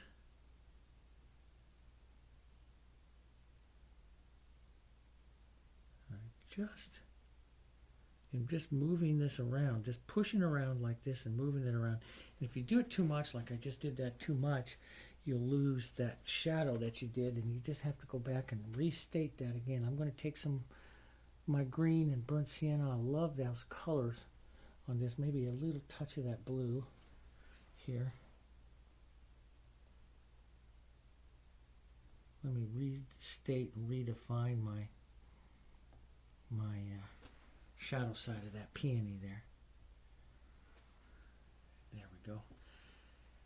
That works pretty nice.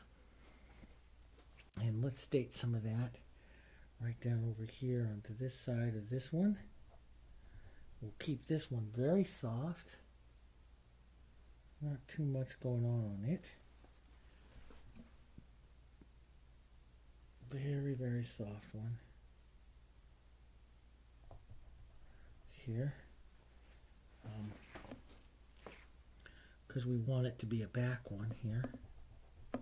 So it's a little thin with the paint, so I need to work some, and you'll notice that when you get a lot of the canvas texture and stuff coming through here, that's just telling you it's a little thin in paint. So I'm going to work this again with some more paint here. I will work the shadow side back down again into this side here. So we'll work that again. So it's just getting some more paint in here. Let's take our red, a little red violet, and let's just state that softly back into that area of it again. Then let's just come right up here and just casually state some movement here. So I'm casually kind of imagining a bowl here. And we'll kind of imagine these little petals to the outside here, like that. And be very understated with it. I don't want to get too much going on here, and it's a little bit perfect as well. So what I mean by that is a little bit too perfect round. So let's just take some color, push that in, and you know, it's back to getting more paint here too. So let's get some of this paint down in here. You can, you know, you'll feel it that the paint is just feels thin and weak, and that's when I generally have to really get in and get some of that paint on there. And that just generally felt weak. Let's get some of that blue color in there. There we go. Grab a little bit of that greens here. Go right into that there just a bit.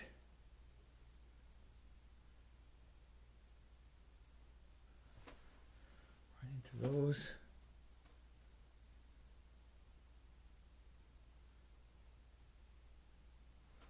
Some of that green right back in there, just little touches of that.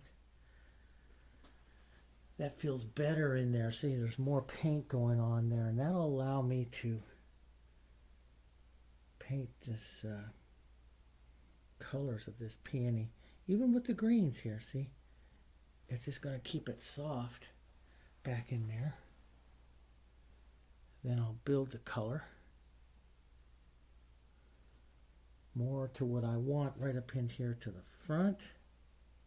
So this will be the light side to it right here, right like that. We'll bend a petal here that will take the viewer up towards that little hummingbird. So we'll bend one petal there. We'll just kind of bend it around there. Put one right out there. Let's take a little bit of green. We'll negative paint that petal a bit. Soften that out and negative paint that just a bit.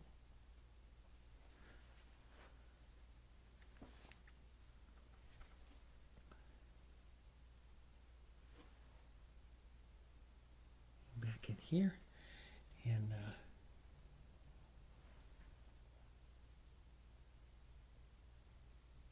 just let the edges of this here like this.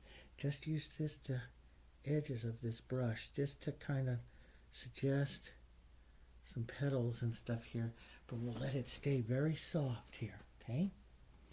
Not much to it, see? But now it's got more paint, more heavy paint right in here, so I can really suggest a nicer area to the peony right in here. See? With that heavier paint right in there like that.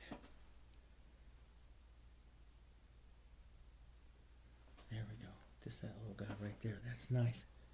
And we'll put a little heavier strike of that paint right out here. So I get that nice edge. We'll put a little bit of shadow there. Coming out of that one. There. There like that. There. A little bit. There.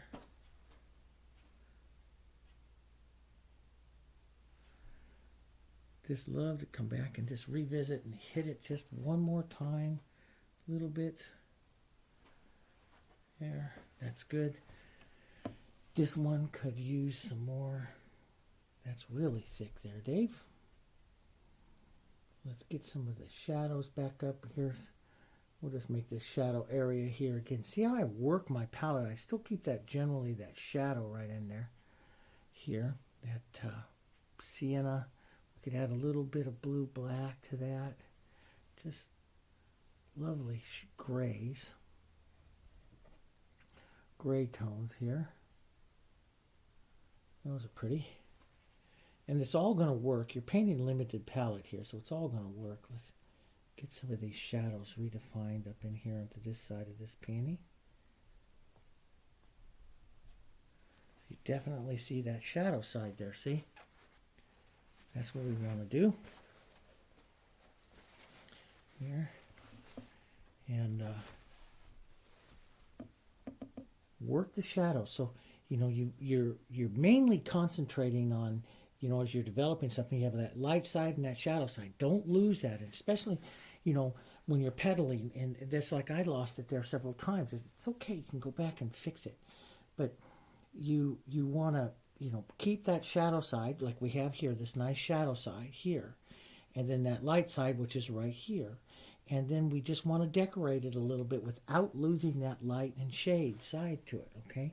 So I want to come out here and I can either use just quick little strokes of that light color or a slightly lighter color here just to decorate that a little bit like that for a few. It doesn't take very many petals up over here to suggest some movement of those.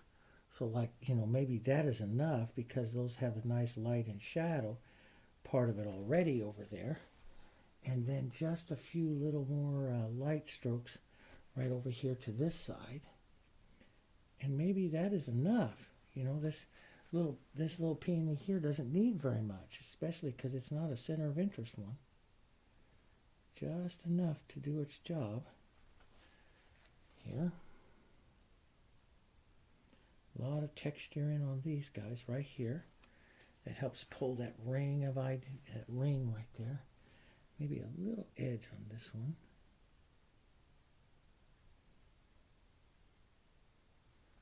There. You can lift off a bit. Here, pull those back just a bit. There.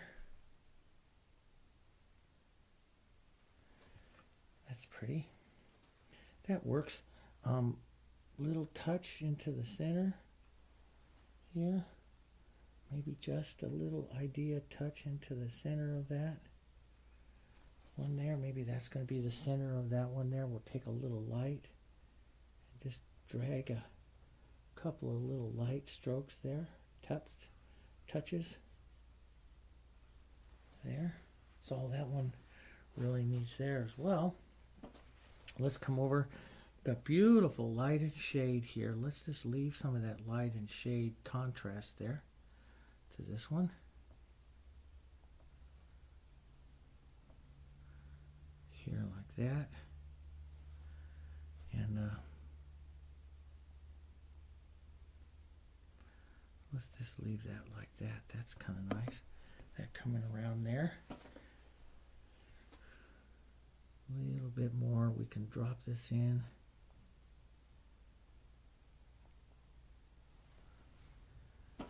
And maybe we'll push. And see, this is where some of the interest. So I just negative painted that there. And let's push this one up a little bit higher into that right there. Maybe, and so it's a different, like a different level of that. So it just creates a little more up and down interest to the peony there. It's a little flat right there. And that I don't like, so maybe we'll just drop that up, raise that up here just a bit more.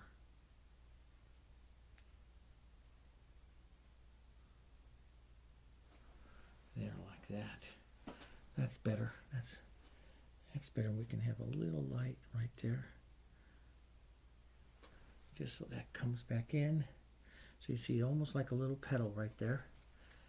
Okay, and then always up here along the tops and stuff, you can always break that up with those little tiny, just a corner of your brush like that. Just drag some around and let what happens happen. That just loosens up that peony quite a bit here. let's just really give a little bit more light there.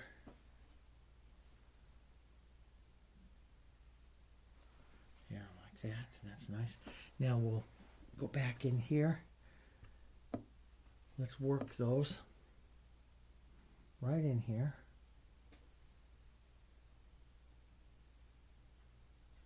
Right in there like this and around. Let's drop some more light here. And let's keep this very understated here. We'll work some of that little dark there out, in and out. Little touches of movement here. But very understated for it. Maybe a bit of the red. It's a bit bright, so we'll push that around a bit.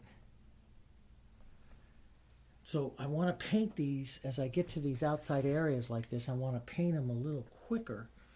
Okay?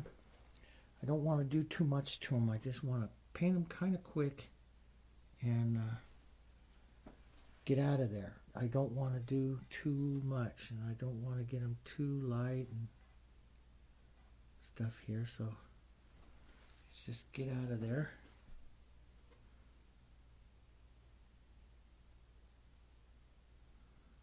Here, we'll just add a little bit more of that red. That little bit more of that shadow in and out of there. And I got to develop that shadow side just a bit more over here. So we'll push that light shade in and out like that a bit. And drop an idea of some petals out like that. They don't need to be too much. Just some ideas like that. And that really is kind of enough there. There like that. That's really kind of a pretty little one there like that. Leaving some of that shade out here like that. It's kind of nice. Maybe a little bit of an edge right here to say that petal edge of that one. Right there. Just bang, so that's the light. And push it underneath this one a bit. A little bit of that movement. And that edge of this one right up on top of that. So that's good. Last little bit on this one up here maybe. Last tiny bit of light up here into the front.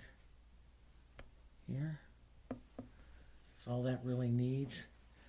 You know, well, before I forget about it, we might want to sneak in there and put like a little idea of a stem.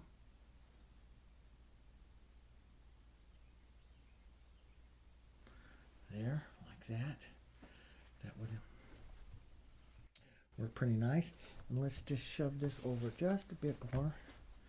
And these out here, not too much, because they're further out here. We'll just make a little bit of a light statement here. A little bit of movement statement to those. Maybe an idea of a light statement there. And movement, shadow movement here.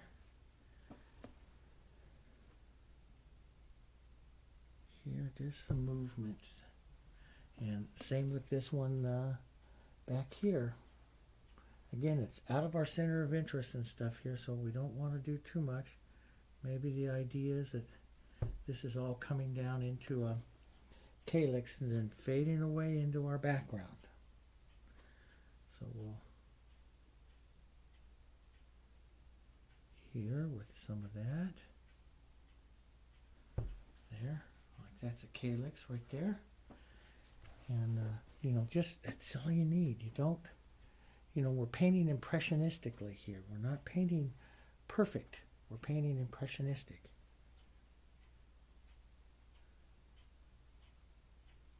There we go.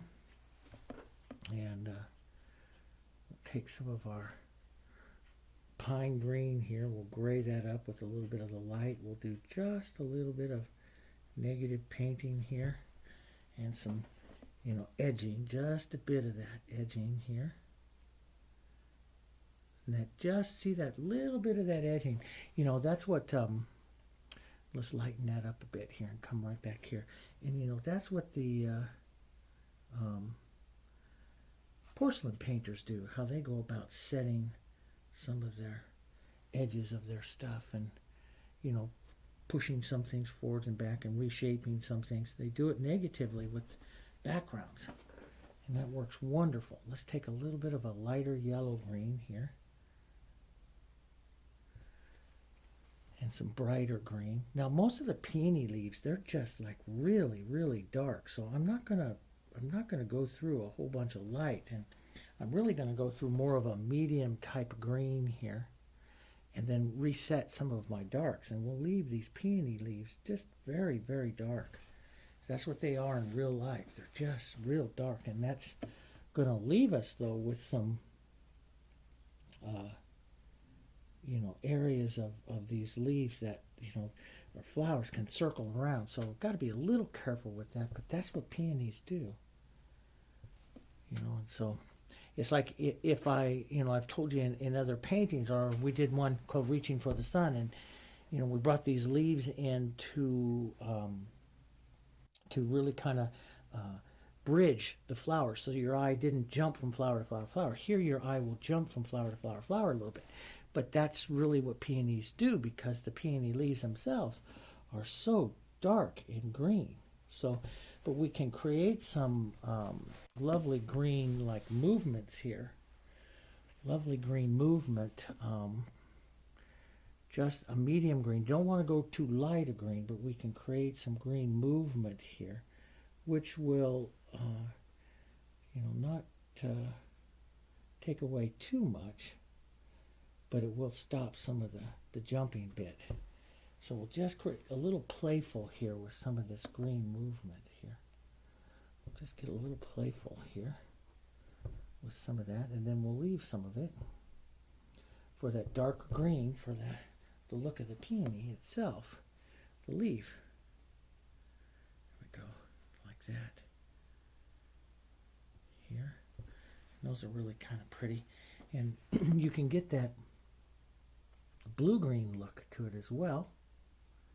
Here. A nice little blue-green. Oh, that is kind of pretty. It'll pull some of the bird up, and here. Get some of that in that blue sky coming in there, a little different here. Yeah, like that.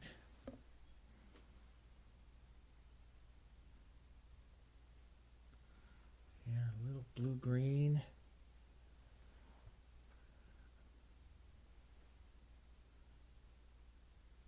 There we go, like that.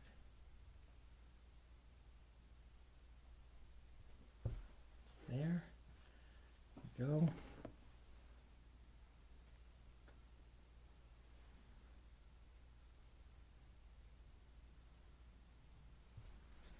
Some of those colors, I love those. Let's just drop in, and maybe we'll leave a little bit of dark right there. We'll leave some of that blue sitting right there, so that, but we'll close down just a little bit here. Right in there like that.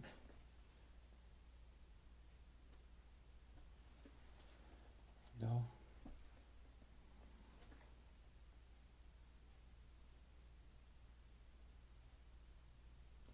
A little bit of that. Just pops that right out there like that. And, how much, and it's a negative painting, so I'm coming in with some of these colors and just doing a little bit of negative painting for the this color in these leaves, and you can see it just helps shape things up. And especially if you got a feeling, especially with these peonies, that you're a little bit too round or something here, coming in and doing something like this just takes that out, gets rid of that round part of the shape, that round feeling to it. here.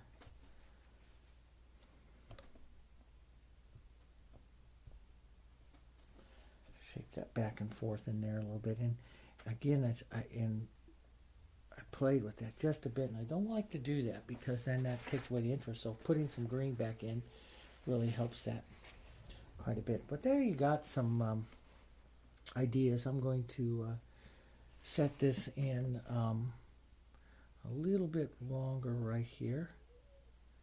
We'll drop that down here a little bit longer, heading down towards that hummingbird there. We'll set that in and just drop some of that in and then pull back here. Now, looking back at everything, you know, going through everything on you look through to your hummingbird, do you need to have a little bit more? There's an area that's right in here on the hummingbird. Matter of fact, let me come in real close.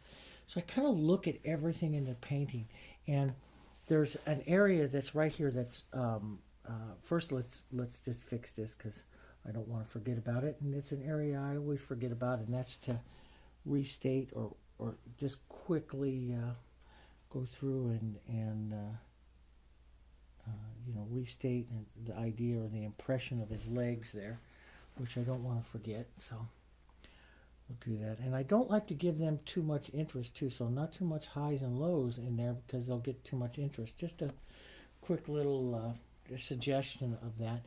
You can put some suggestions of, you know, highs and lows and the burnt siennas and yellows and stuff into the peony itself here into the stem. So you can, you know, just come in and suggest some. And that really does look nice sometimes when we take just a second and we just drag a little bit of that, you know, through. Little suggestions of lights and stuff. You know, that really does help a lot in through there. So those are kind of neat. And so that's just kind of nice to have. We'll put a little green in there, take that down just a bit. Now, one of the things I was saying is on him and looking through, so I got that in here, and there's that little bit of light that is smeared off of something there, and that distorts his clean line. And so it's something that I would look at removing. I'm going to take a little bit of blue and white, and sometimes I'll do this with 2 or 3 colors. I like that blue and light. That blue and white I have in there on him, so I'm going to be a little bit careful here and clean up that area here. Negative paint that area back in there. And I don't want to, usually when I do something like this, it ends up being a little bit solid, so I don't want it to be completely solid, so maybe I'll take just a little bit more light and we'll put a little strike through that or so. But I want to maybe, you know, restate that light strike that I had down through there like that, which I like. You know, a different movement of the light strike here. You can always strike it down like that and put the light beak back in front of him again. You know, I mean, the dark of the beak back in front of that. But that's, you know, painting opaque like this and taking and painting this opaque in through here like this really does do a lot for him there. See, it's that interest that drives him right in there. Maybe a little bit of that will show up right down here. You know, and that just adds. We'll pick up a little bit of that in there like that. Some of that movement in there. Just soften that just a bit there. But I love the power of some of those strokes and stuff like that. So you can see that really just pops his head out of there. Okay? And you might want to take a bigger brush of that blue and some of that light. Just hit a little bit more here and there through. You know, and look through the entire painting here and how much more you want to do. I like to leave, you know, some of this out here. I'm going to leave some of that out there like that. I'm going to take some of my, as a matter of fact, some of my real liquid white here and push back some of the color right around here to get back my vignetting look to the painting here, which I want to make sure I preserve. So I love that coming in and out like that. And I got a little bit of green from the palette there. I'll just cover that up, and let's just get some of that vignetted look back into here just by pulling in some of my white colors again. And right here, that real thin liquid white, I can pull that in, or I can go thicker white and stuff here. So I like to have those looks through that, going through like that to kind of finish that up. Okay, so I'll do that, and you can add smaller blossoms or anything like that to it, but I kind of like that look of him sitting in there with those little peonies like that. Look at him as he's drying down. You may want to put a little bit more white on him as those whites dry down. That tends to happen sometime. I have just looking at it, I have just a little bit of a flat area here, so I'll probably, I'll go through and evaluate my painting, and this is what I want you to do with all yours. Go back and look for little flat areas. They're easy to take care of. Just take a little bit of your green and stuff, and then come back in and just negative paint just a little bit here, and get rid of a little bit of that flat look there. And they're easy to take care of. But that's kind of the evaluation thing that we do. I go through an evaluation process of the painting. Now when I have it like this, I look for lights and darks, warms and cools. My light, is it moving through? Am I generating that nice detail interest that I want right into here? I might put a little more dark right in there on him to do that. That's just all part of the finishing up process. Take a look at it. Put it away for a couple hours. Go back and take a look at it. But try to do it all on the same day so you get that same feeling. Because if you come back tomorrow to paint on this, your feeling will be different, and you have a tendency to paint out and make it stiff. So it's not good to revisit it a couple of days with the technique that I paint here. There's other techniques that we do that with, but what I'm painting with this today, I like to do it all just real fast like this, okay? So take a look at that, and try to capture that feeling, try to finish it up today. All right? Thanks very much for joining me. Look for more of the Art of Painting series where we attacked this painting here, developing paintings this way. I hope you enjoyed it. I certainly enjoyed working with you on this particular painting. We'll paint and we'll look at some other objects and try some other things in some of our other DVDs. Look for those at the Jansen Art Studio or JansenArtStore.com. And join me on Facebook and on Global Art Supply Forum. We'll look for you there, okay? Till then, you have a great painting day. Give it a try, and we'll see you next time here at the studio. Bye-bye.